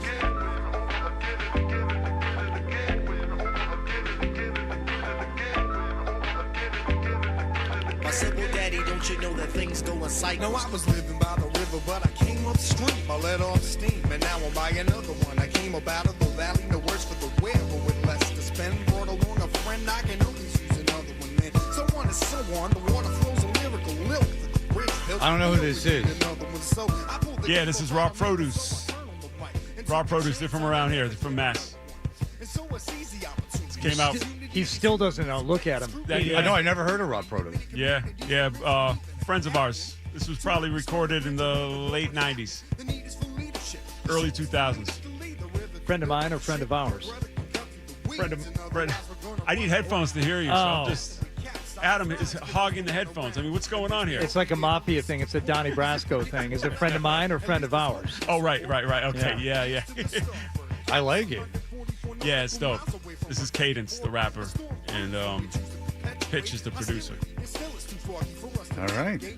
Look I learned something today. I didn't think I would, and I did. I admitted I didn't know something. I admitted my ignorance, and now I'm going to check something out. Dave Richard is the fantasy football guru at CBS Sports. There are 3 ways to link up with Dave Richard and his fantasy football advice on X, at Dave Richard, live on YouTube every morning by searching for Fantasy Football Today, and 3 times per week on Fantasy Football Today at CBS Sports Network. You can check local listings, and Dave joins us on the Volkswagen Dealers Expert Hotline. Hi, Dave. Oh, the Drake May era is upon us, Fred. Are you excited? Are you psyched? Are you nervous? What's the feeling? As a broadcaster, to be honest with you, I'm very excited. As a someone, if I was a fan of the Patriots, which I'm not, I would be very nervous. What's your feelings on it? It seems like a random time, and not the best time. The Texans, you tell me. Yeah, I don't think it's a good time either because this is the Texans defense. Look at what they just did to Josh Allen last week. They've become a little bit more aggressive over the last couple of weeks. They're starting to blitz a little bit more. They're starting to play man coverage a little bit more. It's going to make it a little bit harder on May. But he gives the Patriots some athleticism. He's got aggressive tendencies, at least he did in college.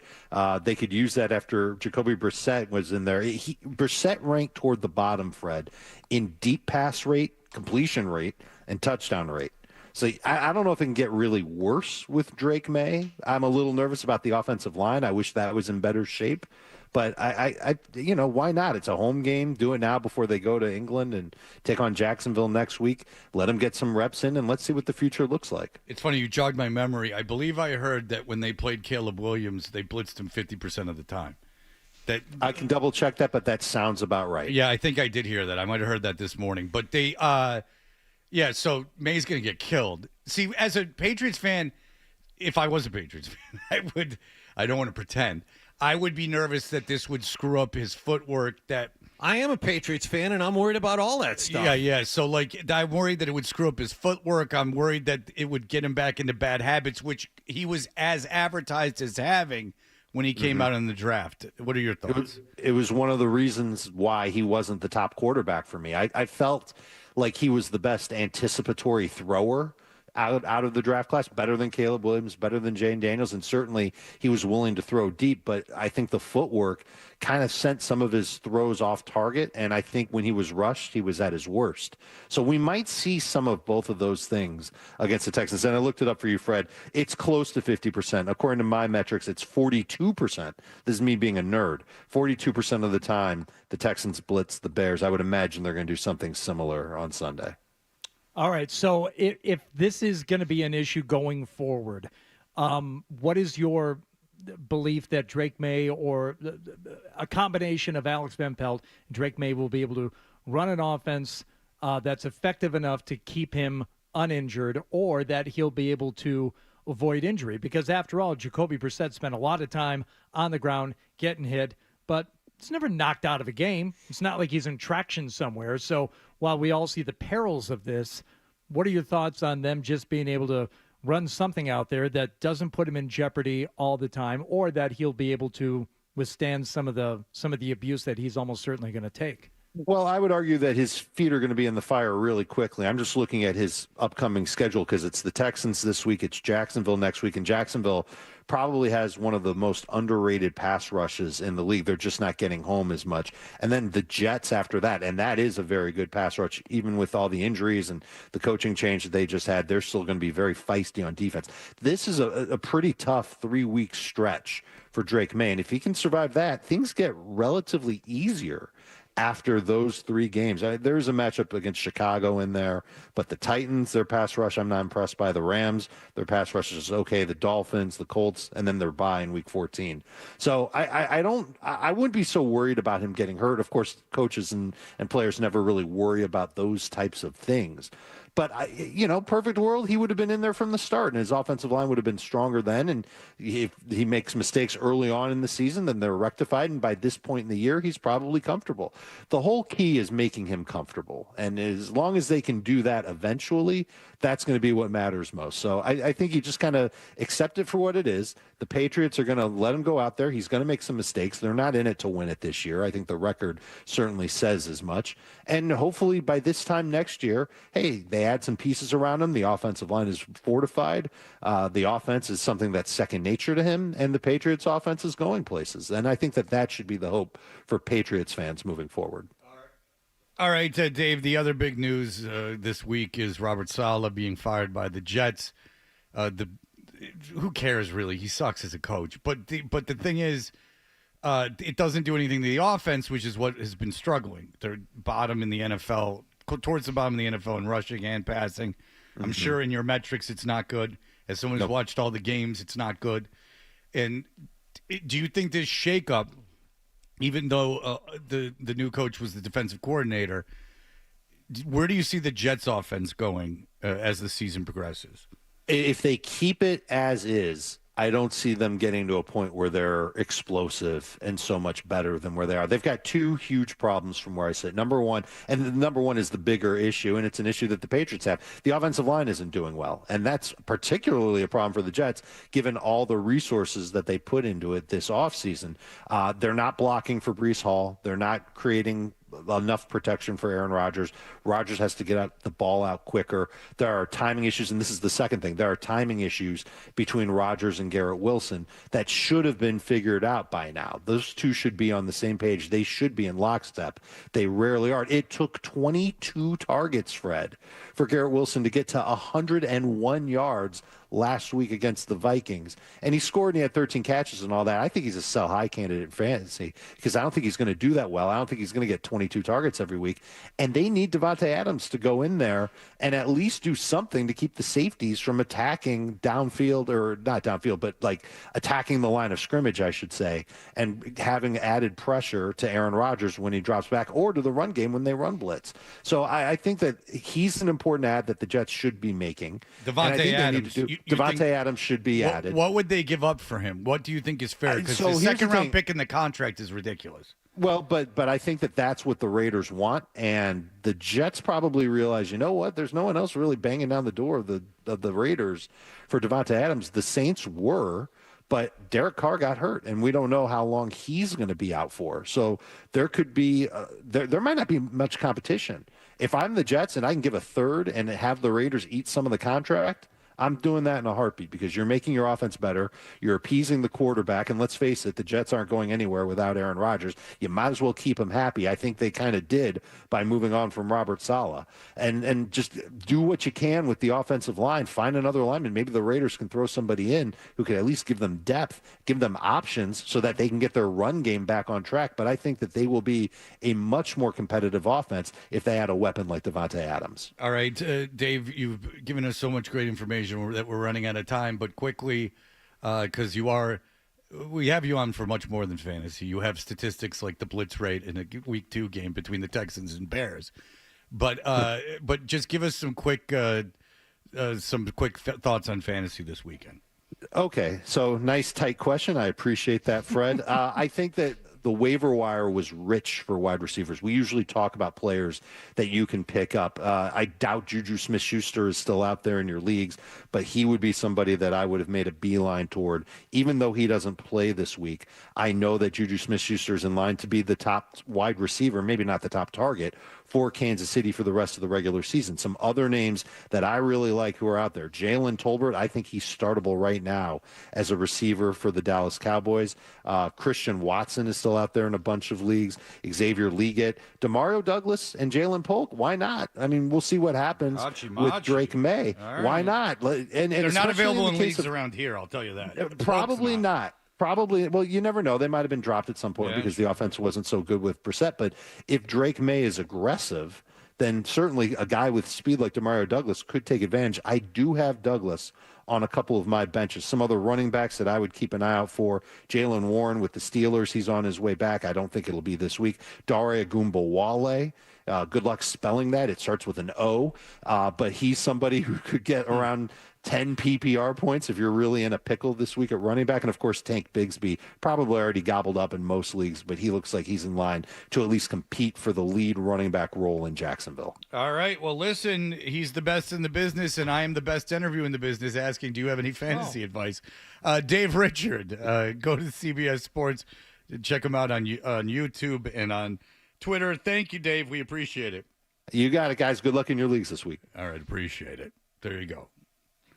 He rightfully putting me in my place with my dumb question, but I had to wrap things up. We were running. I couldn't tell if he was giving you the hi hat or not. I don't think he's legitimately upset. I just think he went, "Wow, that's a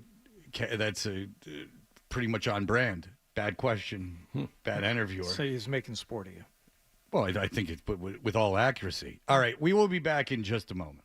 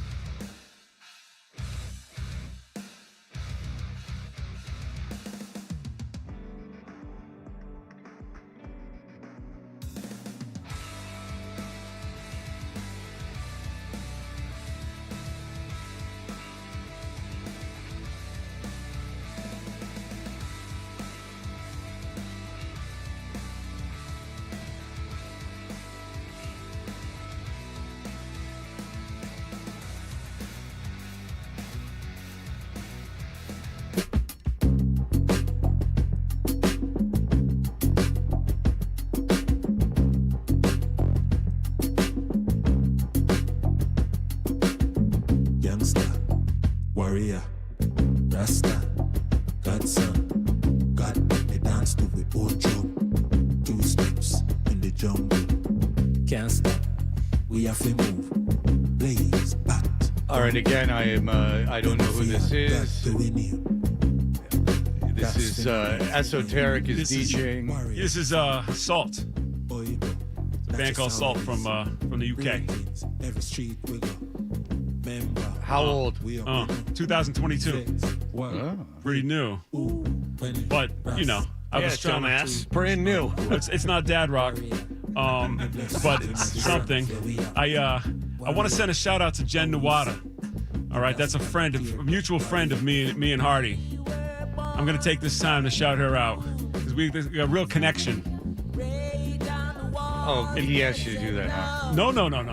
No. When I was coming in, I was like, I want to talk about Jen, and Hardy knows Jen, and I thought it'd be a good opportunity to, but we already did it off the air, so All now right. I'm shouting her out now. Very good. Emmy award winning. Ask This Old House, landscape architect. She has an idea, by the way, for a hip hop, sports, and landscape podcast. The three of us. I'm in. Which she wanted to call Czarface, Hardy, Nawada. I said you got to go marquee names in descending order. So that would be Nawada, Hardy, Czarface. But is there any debate as to who should go first in the three of us? No, it would be Jen, right? It's Jen. Yeah. Well, you should put, it should be called In the Shed. Yeah.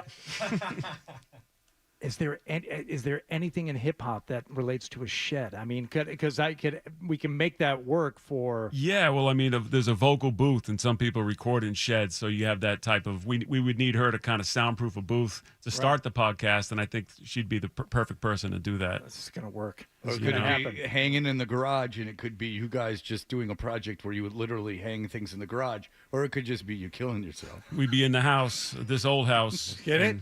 In the house. See, this is what brainstorming is. In the house sounds like when the WB first went on the air, and they're like, "We have a project from Malcolm Jamal Warner." Yeah, it was on right after. It's called In the House. It's on in between Hanging with Mr. Cooper and Homeboys in Outer Space, which was a real show. Yeah. That was on the WB.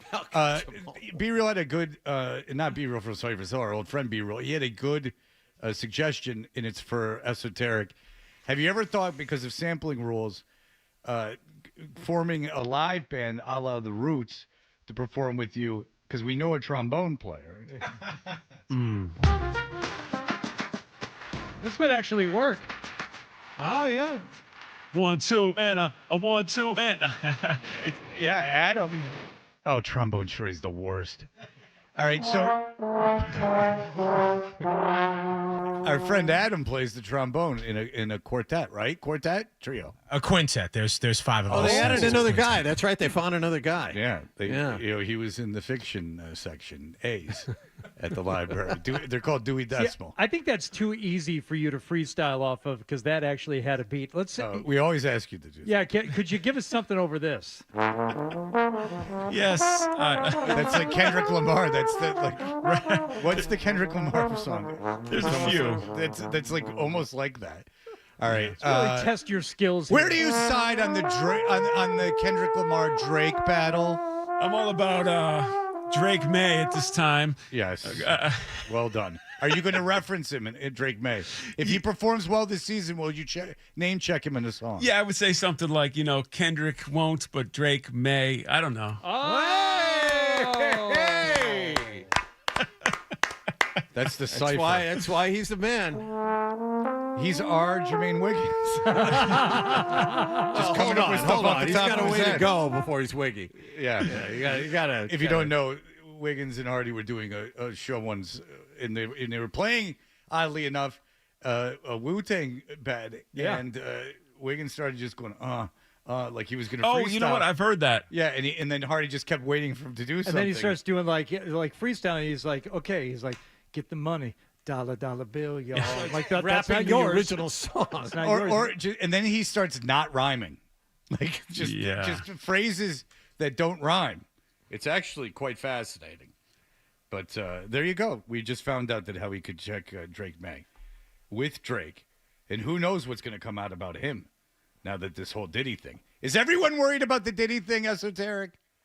Is everyone worried about Hold what on, I got to put him back out? on the mic now. He's asking you about. Go ahead. What's the question? I said, is everyone in hip hop worried about this whole Diddy thing, about the names that are going to come out? 50 Cent seems to be very much enjoying this. Yeah, I'm enjoying it as well because I've always been too underground and dusty to ever get invited to any of those parties.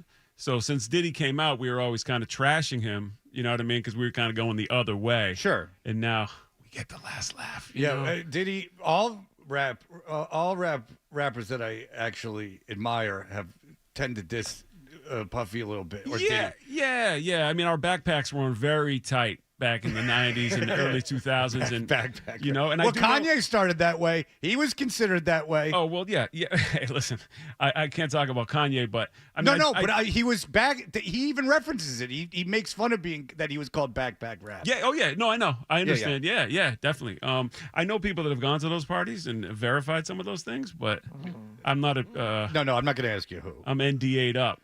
No, the NDA. It's fantastic. Do you know guys that make people sign NDAs? Yeah.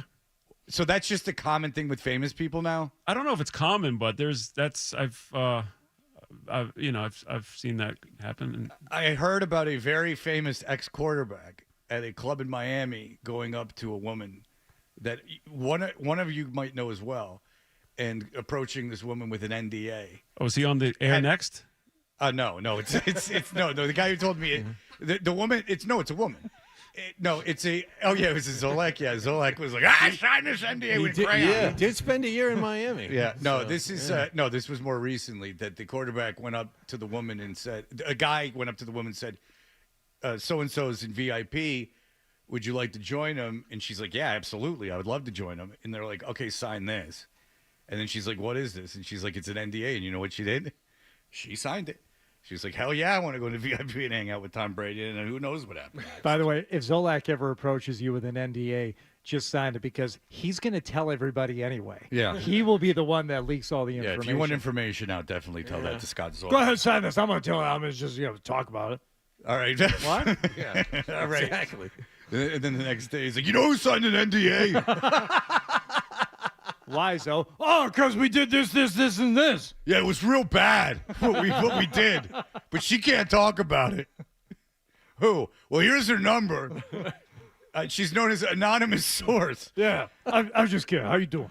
All right, very good. Listen, Phil Perry is going to be in here as if we couldn't have more hunks. We have Phil Perry coming in. It's going to be a whole scene. We have so much to talk about with the Drake May situation. We'll be right back. Toucher and Hardy, 98.5 The Sport.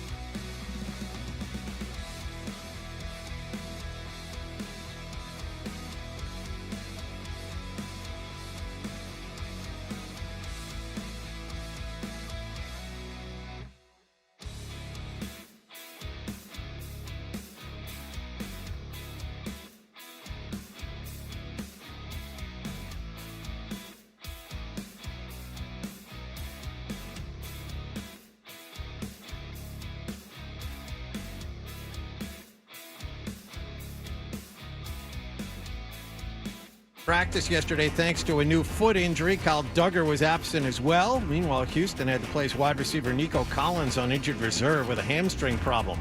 4 days after his arrest on charges of assault and drug possession, Patriots team captain Jabril Peppers was placed on the NFL Commissioner's exempt list. That means he cannot practice or attend games. A good Thursday night game tonight as the 49ers visit Seattle. Bruins play their home opener tonight against Montreal at TD Garden. Ryan Johnston and Bob Beers have the pregame at 6:30 and the face-off at 7 here on 98.5 The Sports Hub.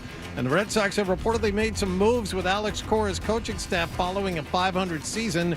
The Boston Globe was the first to report last night 6 staff members have been let go, including first base coach Andy Fox and bullpen coach Kevin Walker. Sports Hub headlines are sponsored by Matthews Nissan of Wellesley, 15 minutes from Boston on Route 9 East. Family owned since 1973, Matthews is all about treating customers with respect, transparent prices, and award-winning sales and service. I'm John Wallach of Boston's Home for Sports, 98.5 The Sports Hub. Your next update at 9:30. To us, Boston pride runs deep. I'm a Bostonian! This is Boston's Home for Sports. Bow, bow, bow! 98.5 The Sports Hub. Now, more Tuncher and Hardy on the Sports Hub.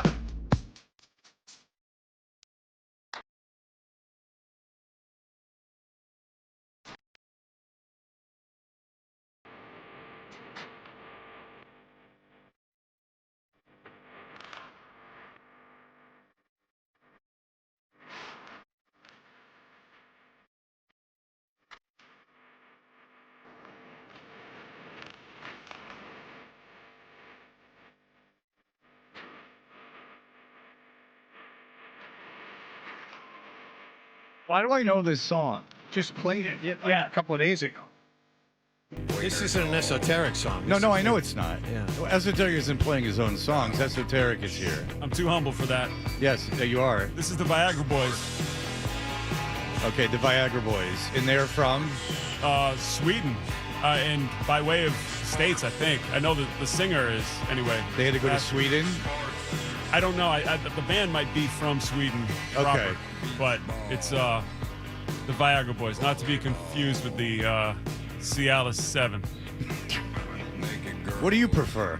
I never, it's like bringing a sandwich to a restaurant for me. I don't, You're saying you can achieve erections just whenever you want. I would sound like a braggart. What happened to the humility we were just hearing? Captain Boner was going to happen. I mean, have you not listened to the show? What's wrong with you? It's like, guys, I am erect. It's hard not to be hard here. Yeah, exactly. There it is. See? No, there you go. Rough, rugged, and raw, my friend, is what we are. Speaking of which, Phil Perry is here. Yeah. There you go. All I'll tell you is if you never even experiment, like none of you guys have never even taken it, just like someone gave it to you and said, hey, like you never were curious. I'll tell you, even if you don't have a problem, it makes a difference. You'll be like, oh, my goodness, this is a whole new situation. Okay. What do you think, Phil? It's a new situation? Yeah. Like, I also don't, I honestly don't, Phil Perry from NBC Sports Boston, I'm not even going to say it. I don't want to jinx it. Yeah. It doesn't seem like something I would need, but in the occasions that I have taken one, I don't have a prescription for it, but on the occasions that I have taken one, I've noticed like, oh, wow, like this is it can't make you, but if you can and it happens, it makes a difference. Ocho Cinco took him before football games because they improve blood flow. Like that's the way it works, is that they improve your blood flow. So they're like a performance enhancer. Like players were Chad Johns said that players used him as performance enhancers. Talk to Kern about this. I'm sure he has opinions.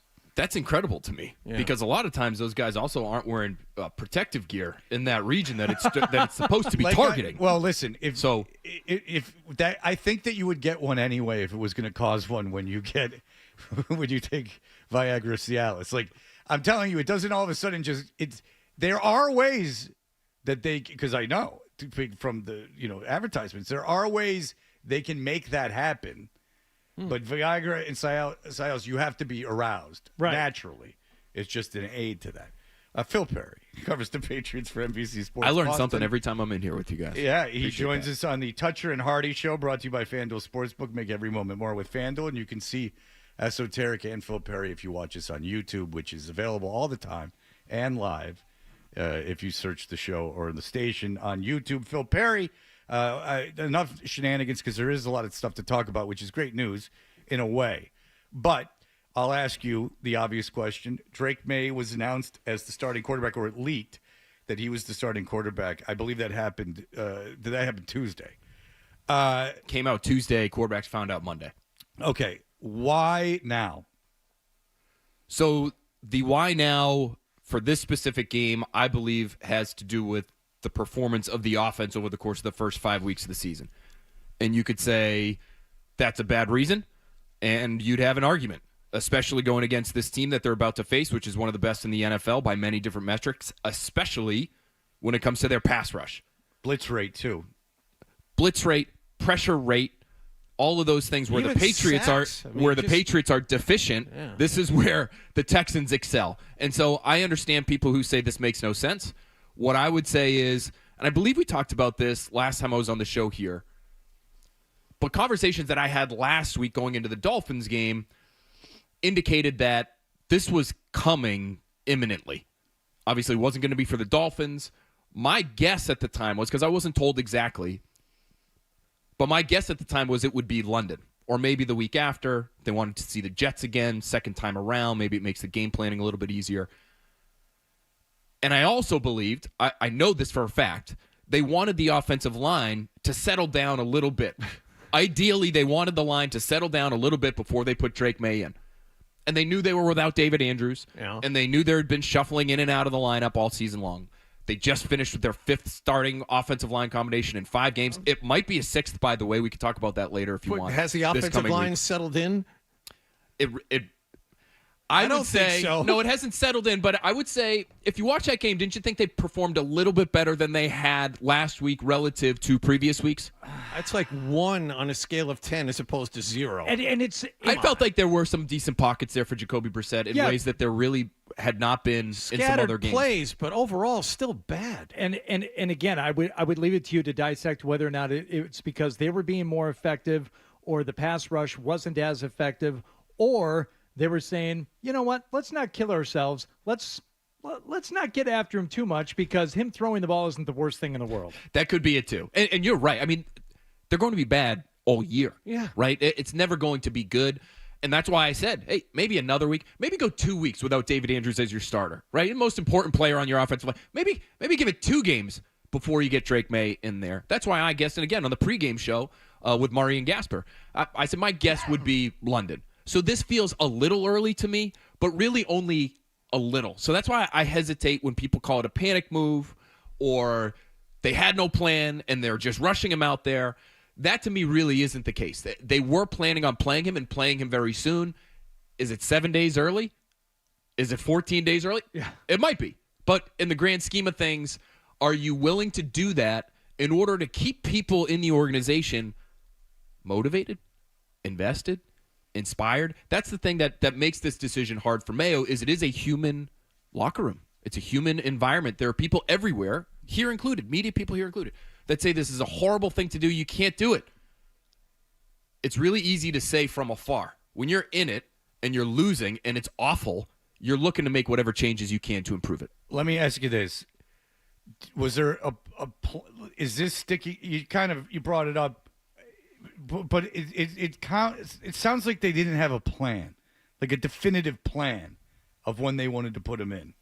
You know what I'm saying? Where he would be in his development, everything. It just seems they knew that he wasn't ready when they drafted him, and then you would think that they would have.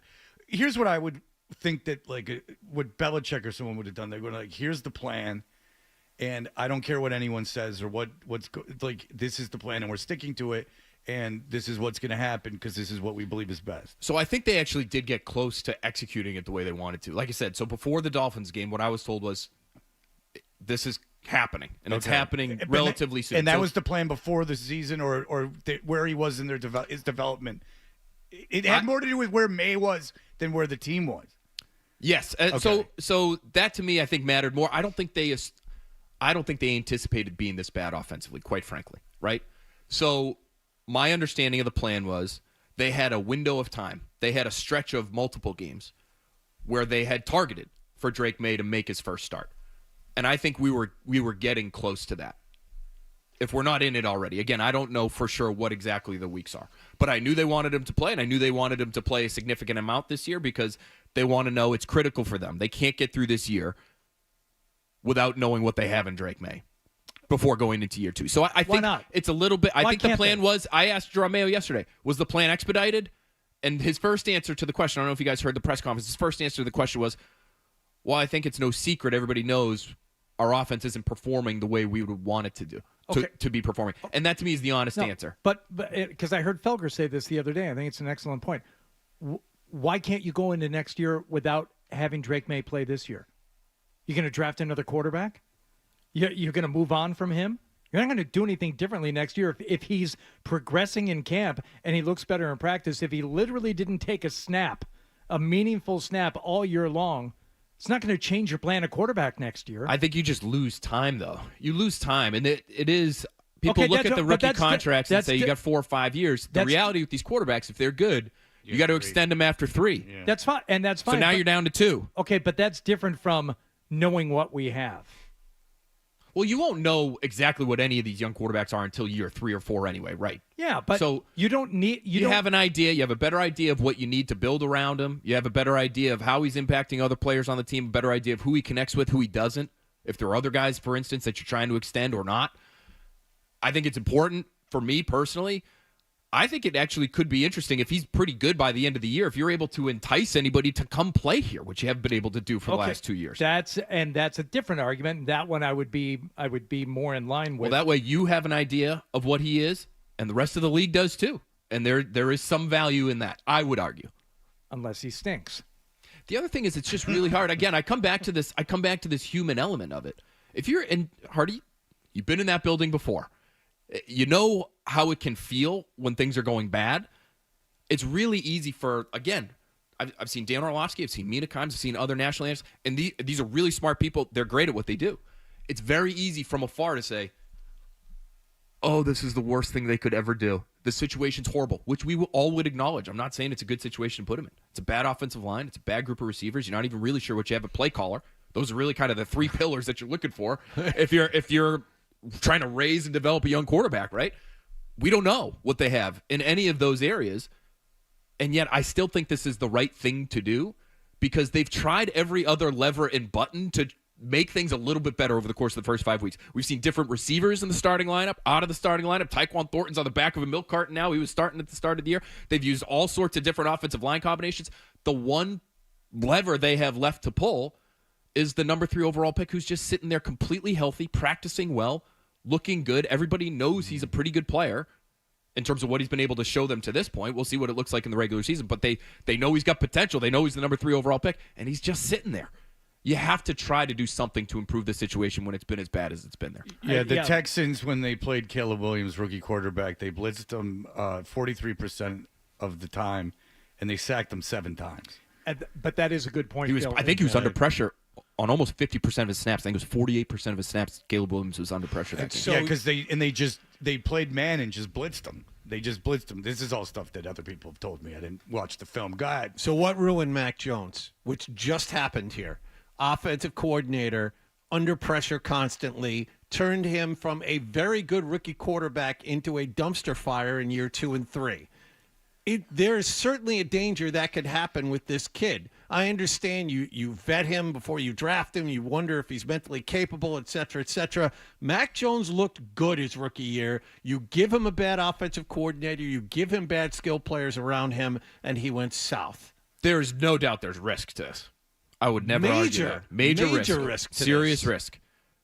The other option, based on what you're describing, is you just don't play him until you feel the situation's better, which isn't until at least next year, maybe the year after that.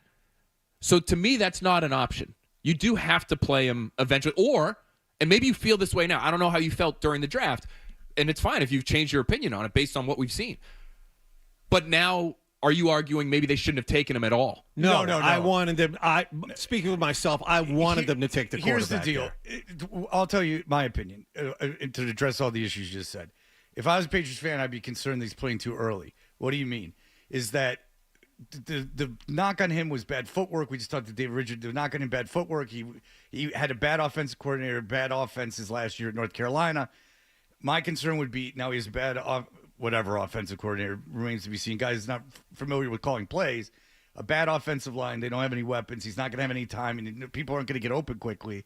That he's going to fall back into those bad habits. So everything that you progressed with since you've drafted him and taught him goes out the window, because when you're getting chased, and Caleb Williams was hit in that game 12 times. He was knocked to the ground between sacks and quarterback hits. And you're just in there, and that means how often was he pressured? When you're running for your life, that seems to me when exactly you'd fall into old habits.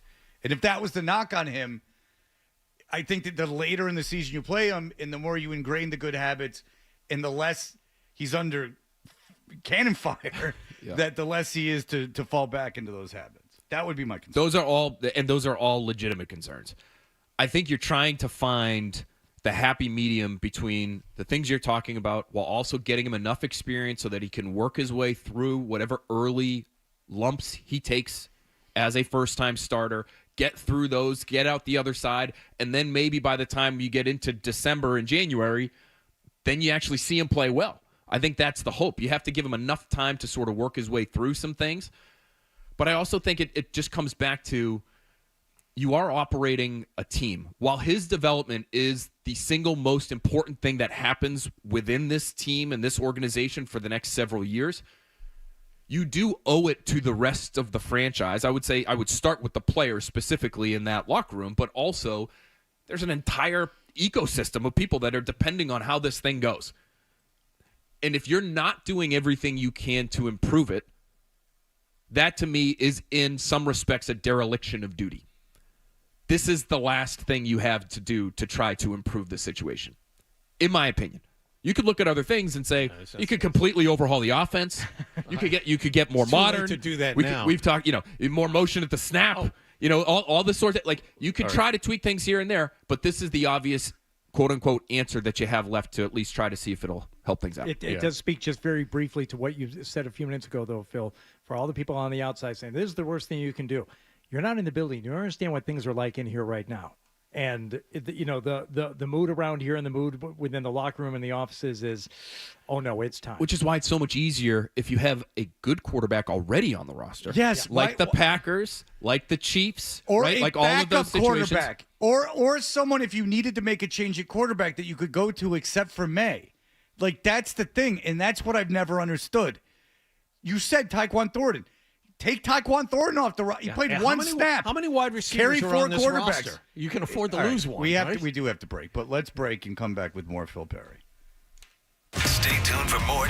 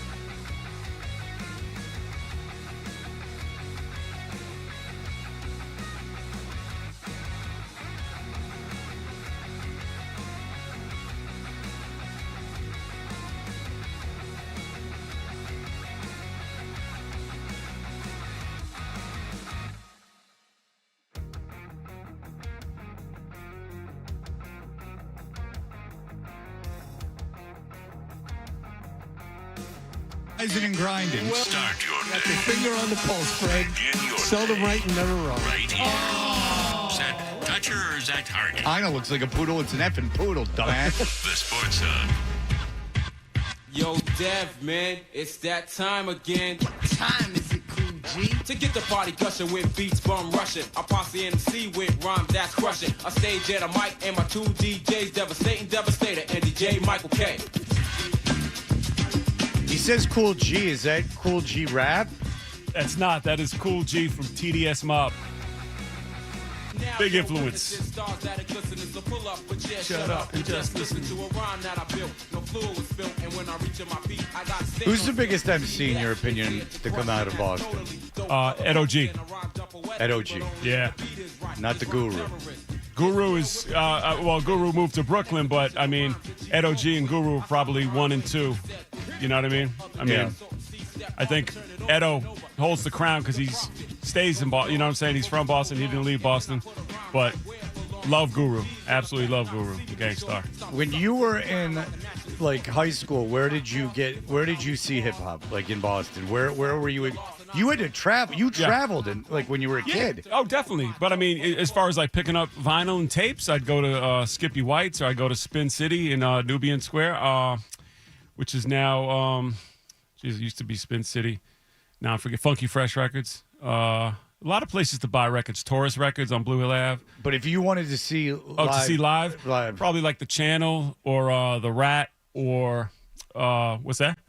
The Strand, yeah. Look at Adam with Adam's piping in. He knows where he went. Yeah, we actually opened up for Rakim at the Strand. Wow. Whoa. And I've seen a lot. I've seen KRS-One there. I've seen RSO there. I've seen a lot of K Solo. A lot of legendary groups at the Strand Theater.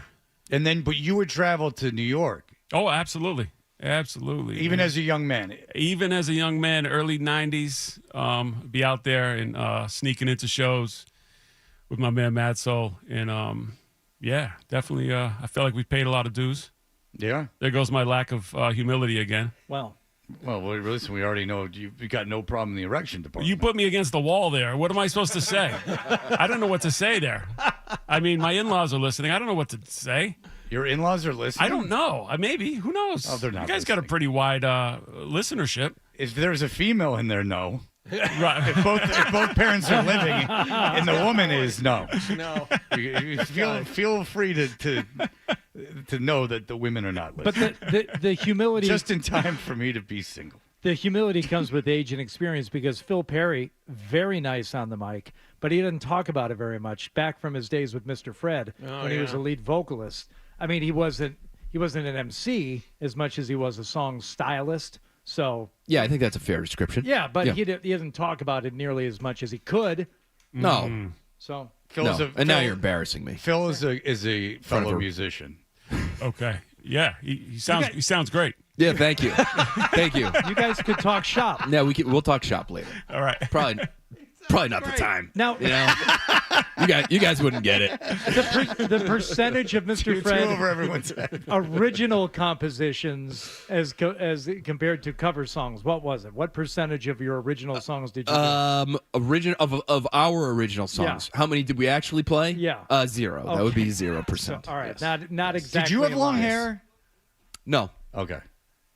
I was just wondering if there was a little shaggy, like, Yeah. Same way everybody sort of gets in college. Right. I Yeah. just wondered if you went, because you were a musician, if you went through a phase. How old are you? I'm 38. Okay, so that's the 2000s, maybe that, because late 90s, early 2000s, if you're in a cover band, you got long hair. You know what I'm saying? You got a little long hair. You're showing it off. You're looking up to Eddie Vedder, getting a little shag going. All right. That was the thing. I was listening to the Dad Rock segment on the way in. I mean, it was sort of sad because I like some of those songs. They're on there. It was not accurate because it was like grandfather music. It was stuff from the 60s. It has to be stuff. But then there was Pearl Jam. Yeah, I know. So the list sucked, basically. It was a little bit of a strange list. Yeah, Adam had carte blanche to get whatever he wanted. We didn't even have to do a list. We could have done anything. I don't know why I was pulled offended. that out of his ass. I guess I shouldn't be. I mean, I am a dad. Yeah. So maybe I shouldn't be offended. Yeah, you're part of the, I guess. Yeah, come you're on. you're part of the whole thing. I was Don't a little worry about it. confused on the drive-in. All right. Well, listen, it's not our fault. It's the guy in the beard wearing a Tribe Called Quest hat and a Public Enemy shirt. Not that he was on the day showing that off for Esoteric Esoteric. comes here. No, that wasn't And the case. Esoteric has a Raiders of the Lost Ark shirt on, which is very off-brand for him. It should be Star Wars. When I first saw it, I thought it was like a Czarface like takeoff on Raiders of the Lost Ark, but he's just like, no. Well, there's It's just- there's a company called Heroes and Villains, and they send me merchandise like this. So it's one of those things where I wake up and there it is. Oh, unlicensed merchandise. No, it's Oh, licensed. It's officially licensed. Oh, wow, really? Yeah, it's just if you get something like a sponsorship or an endorsement or Oh, yeah, all of them. Yeah, all the ones. Yeah, Well, I you got get- stuff showing up all the time. You get food showing up here probably, right? Once a year? Yeah. I was saying to Hardy off air that I've been here several times, and this is the first time I've been offered a bacon, egg, and cheese, and that was courtesy of him. So props to him for that. Oh, yeah, but that's he pays for that downstairs. That's Oh, a he reminded me. Yeah. Yeah, that's a cafeteria situation. He also offered Phil. So I have his Venmo now for the $5. Yeah, and all it was 6:38. Phil, not having a bacon, egg, and cheese. Did you see what he was eating? Yeah, God, he is avocado toast. And insufferable. that's what they ate on Love Island every morning was avocado toast. Avocado toast. So I'm going to be honest with you. That's the second time I've ever had it. I haven't even had a bite yet. But I did have it from down. I said, I'll give this a shot downstairs. That was the first time. I don't know, because I like avocado. And it was right there on the, when you look at the menu, I think it's right there on the popular items Do you like list. bacon? It was right at the top. I do like bacon. Bacon was in there too. I've seen him eat bacon. I've seen him eat bacon. All right. Do you ever do overnight oats? I have done them. Yeah. You ever go to Prest over there in Newton? Doesn't go to Prest. He's going Oh, to is show he you gonna- his is Prest he- punch do you have card. it right there? Got a bag over there. So yeah, I've done them there. What do you think? I make them now. Whoa. Yeah.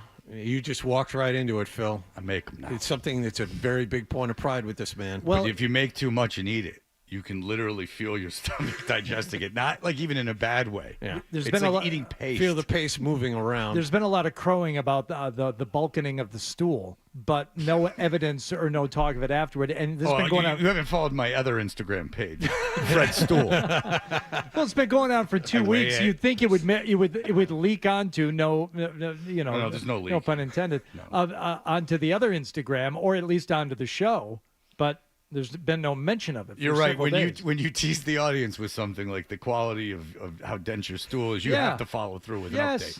I have had people reach out to me and say, "Are you peeing less since you've cut down on diet beverages?" And the answer to that is yes. Good. By 10. Like legit. Wow. Like I'm peeing like a regular amount now. The entire reason was I was drinking so many diet sodas. Yeah. So now I don't even have any after the show. I'll have at most 3 during the show. Only 3 diet sodas. But that's in it for the show? day. But that's it for the day. Oh. Then there's no more after that. So there you go. All Everything right, in Phil. moderation. Yeah, well, yeah, that's the facts, except for prayer, which I do all the time. All right, Phil Perry, as we go into this with Drake May, just real quick, just an NFL question. You're plugged in, obviously. Have you heard any reaction from the Patriots otherwise about the Saleh firing? Honestly, I haven't really dug into that very much with Patriots people. Right. It doesn't surprise me. I believe you were calling for it about 24 hours before it actually happened. I just said that. I said if they lost to Buffalo that he would get fired, and I knew they wouldn't fire Hackett, but I also didn't think they would make Hackett head coach. But just the complaints about him being fired seem very disingenuous. You know, not from the Jets, but from the media. Like, why shouldn't they have fired him? At worst, it will do nothing. Right. I mean, he's a loser.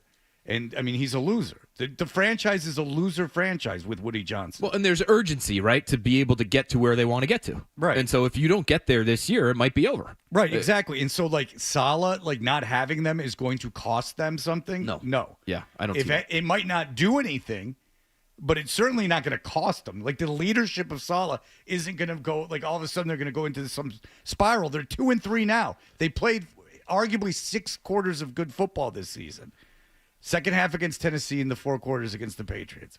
You could probably understand why the reaction is what it's been, though. He seems like he's pretty good with the media. He's very good with the media. People, a large swath of people don't like Aaron Rodgers, and people feel as though he was behind this move. Yeah, I to don't some think degree. he was behind the move, but I think he okayed it. I think Woody Johnson was behind the move. Woody Johnson said he was thinking about doing it for a couple years now. So you could make the argument, why didn't you do it in the offseason, which is a valid argument too. But the argument about just doing it doesn't seem like a valid argument. Like, I don't understand how there's any negative to it, is my point. Like, they're bad. Well, how do you feel about this Jeff Ulbrich character? They apparently love him. In 10 years in the NFL, which I was unaware of, I didn't know that he had that background, and apparently that garners a lot of respect for the players, and that's why I think Woody Johnson was behind it, and I think Ulbrich, if anyone, was the one who knew this was happening, because I think Woody Johnson made a point of saying, I've been in there at halftime with Ulbrich. I've seen after games with Ulbrich.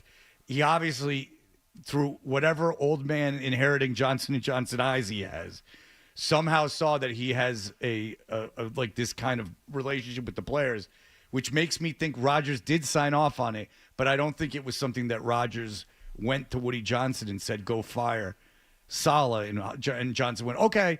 Like, Rodgers would have done it last year or in the offseason. You're probably right. Like, what happened over the last 5 games because he pushed him one time because Rodgers pushed him away? The background there, though, in terms of the events of the day when Saleh was fired, are really interesting. Yeah, they are. Where it sounds like he told the offense that they were changing play callers, and then moments later he's told he's been relieved of his duties.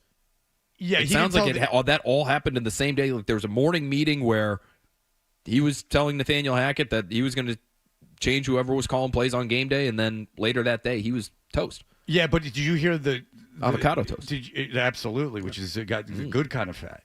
But when he did at the press conference with the new coach, he was like, "Yeah, there won't be a change in title position, but there will be a coaching title, but there will be a change of duty." Like Hackett's not going to call plays anymore. I don't think that's what. I don't think Saleh, because like what Saleh went in and went, "Hey, Hackett, you're not going to call plays anymore," and then someone like texted Woody Johnson, and Woody Johnson came down and fired Saleh at that moment. I don't. No. That doesn't line up. No. And I'm not defending anyone in that organization. I'm just saying I don't like Aaron Rodgers at all, especially that he sucks now. But I don't think that he controls the evidence of Rodgers is clear enough. The worst offensive coordinator in the league is their offensive coordinator because of Aaron Rodgers, and statistically, without a doubt, the worst receiver in the NFL, Allen Lazard, is on that team. He leads the league in drops this year, and he was statistically the worst receiver in ranking from everyday receivers in the league last year. One of the most disappointing things, if you're a Patriots fan this year, among a season full of disappointing things, is that they were absolutely worked over by this team that is in complete and utter chaos. Yeah. And Aaron Rodgers, who has not been good this year, looked like an unbeatable quarterback who had every play at his disposal, and there was nothing on the field he couldn't do that night. It should have been 38-3 instead of 24-3. You were there. You saw it. It's remarkable. They took the foot off the accelerator in the second half. Real quick, Phil, before you go, I wanted to ask you how different the offense is going to look this weekend. Is Alex Van Pelt, as promised to you guys earlier this season, he said we're tailoring our offense to a quarterback. We get a different quarterback. The offense will look different. How different will? Yeah, I do think that's important to him, and I do think the offense will look different. I think you'll probably see less under center, especially when it comes to some of the under center passing game concepts. If you watch, Drake May, as we all did during the preseason, there wasn't a ton of under center passing.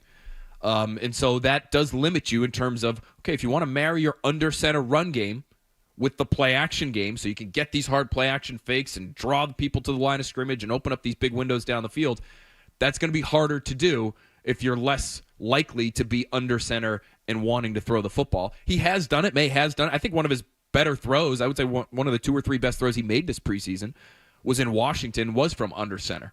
And so he's able to do it. And we know they're confident in his footwork. It might come undone, as Fred was referencing earlier. And I asked Alex Van Pelt actually after the Jets game how he felt Drake May's footwork was able to be maintained in that situation. And he acknowledged in just, I think it was 16 snaps he played that night, he got a little loose.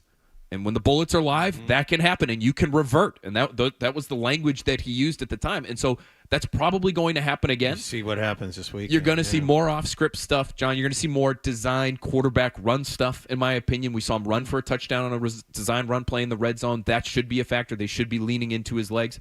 So it'll be fun. It'll be fun. It'll be more entertaining. This is, in my opinion, it's a good thing for a variety of reasons. It's especially good for us. Well, we're all on for team us, content. yeah. For us, it's incredible. For us, it's great. But part of the reason it's great for us is because it might be too soon. And that's a topic of discussion. Because it could go a number of different ways. And believe me, I swear to God, I hope it goes well. I really do. I don't want the Patriots to be bad. I don't want the Patriots to win the Super Bowl. But I don't want the Patriots to be bad. I think you're good. I think you're good with that. No. It's not happening anytime soon. I'm just saying, for the record, ever. Oh, okay. If they never, I don't want them winning another Super Bowl. You can make it. You can't win. All right, Phil, thank you so much, especially if it's on the West Coast, because I won't go. Phil, thank you so much. Thank you, guys. Watch him and read him on NBC Sports Boston. He's great at what he does. We'll be back. Esoteric still here, and we will finish things up. Sports Hub headlines.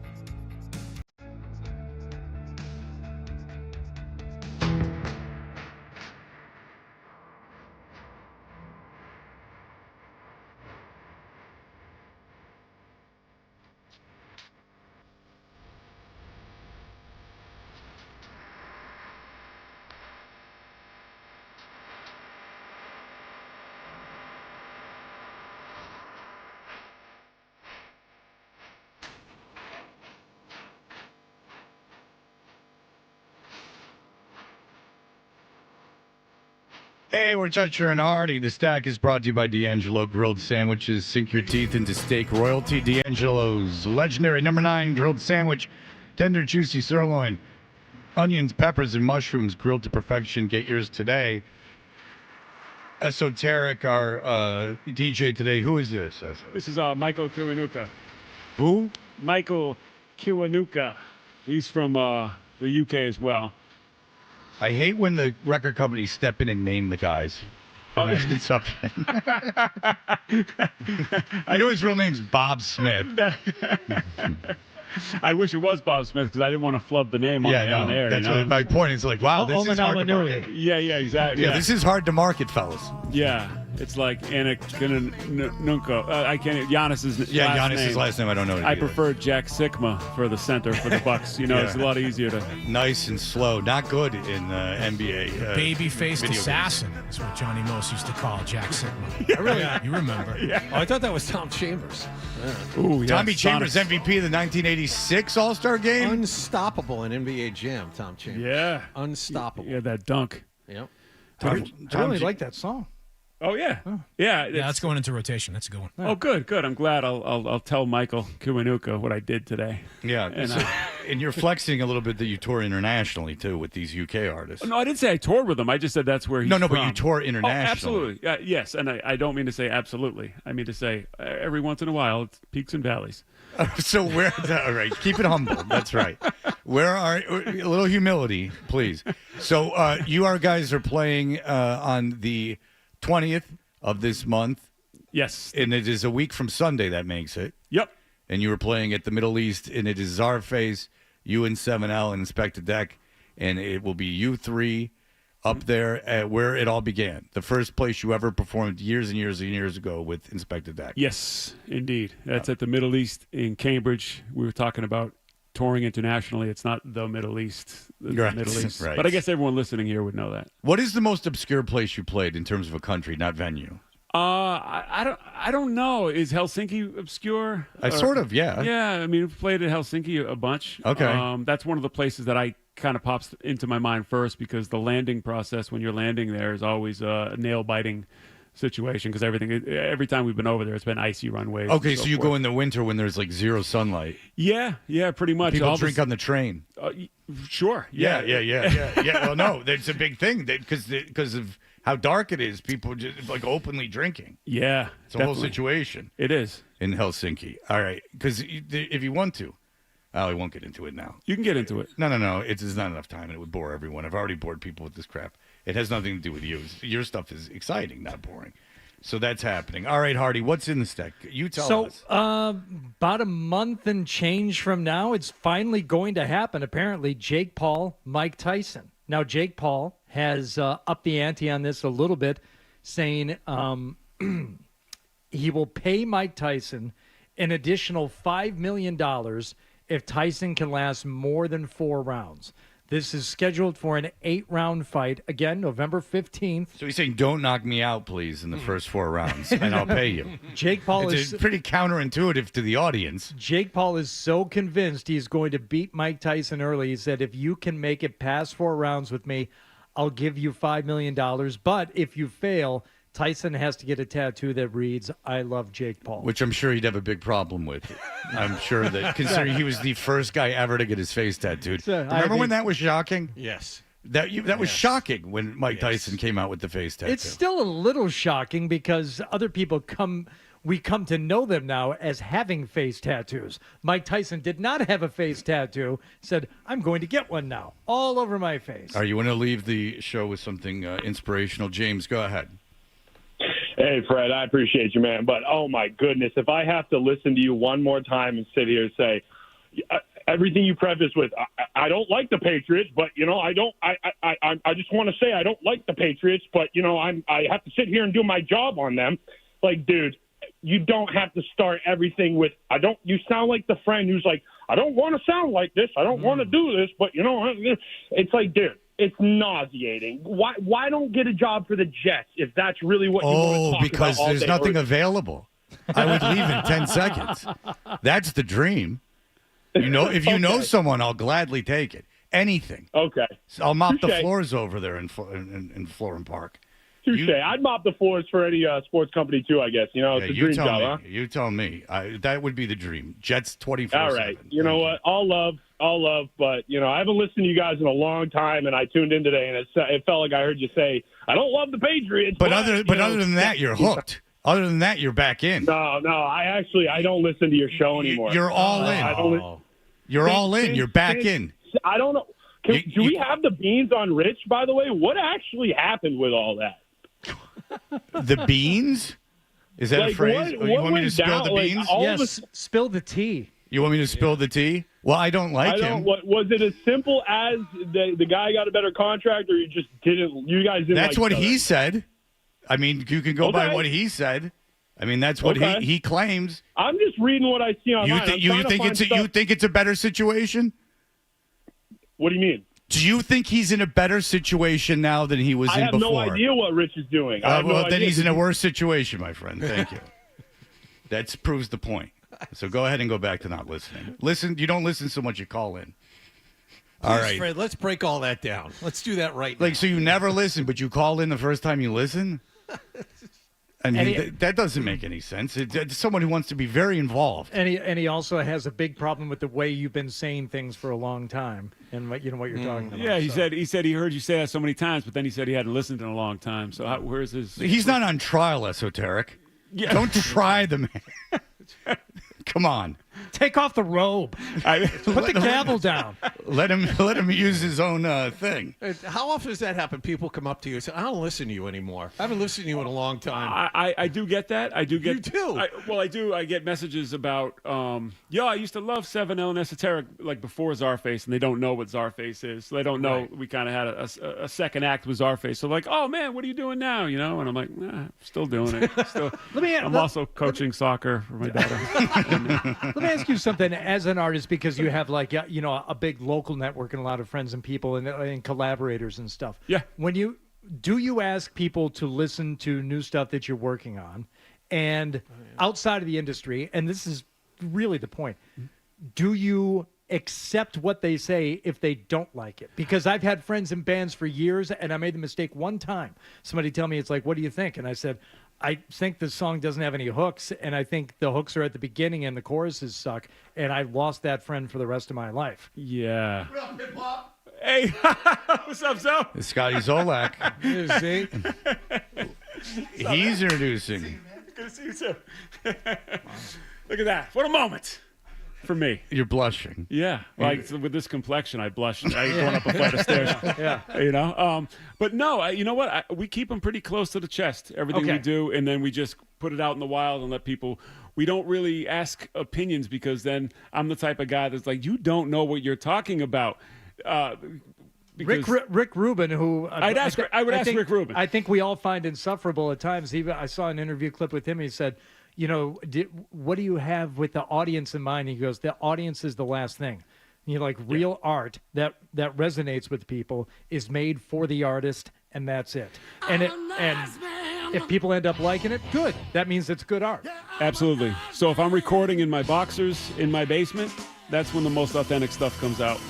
I didn't even know about that. If you want to do yourself a favor, it might have been 60 Minutes. They do a piece on Rick Rubin, and he's like recording some junky jazz band, and he's laying down like on a windowsill with his eyes closed, and that's how he's quote unquote producing. Yeah. It's he's got a good way of making money now. He makes you get in the pool with him when you first meet him and like float. That's like his way of doing business at the first time. I don't mean to, if he's going to be involved with US, so I don't have any problem. I'll get in the pool with him. Go see Czarface. A week from Sunday, big return home to the Middle East. That'll do it for us. Everyone have a great day. Bye. You're listening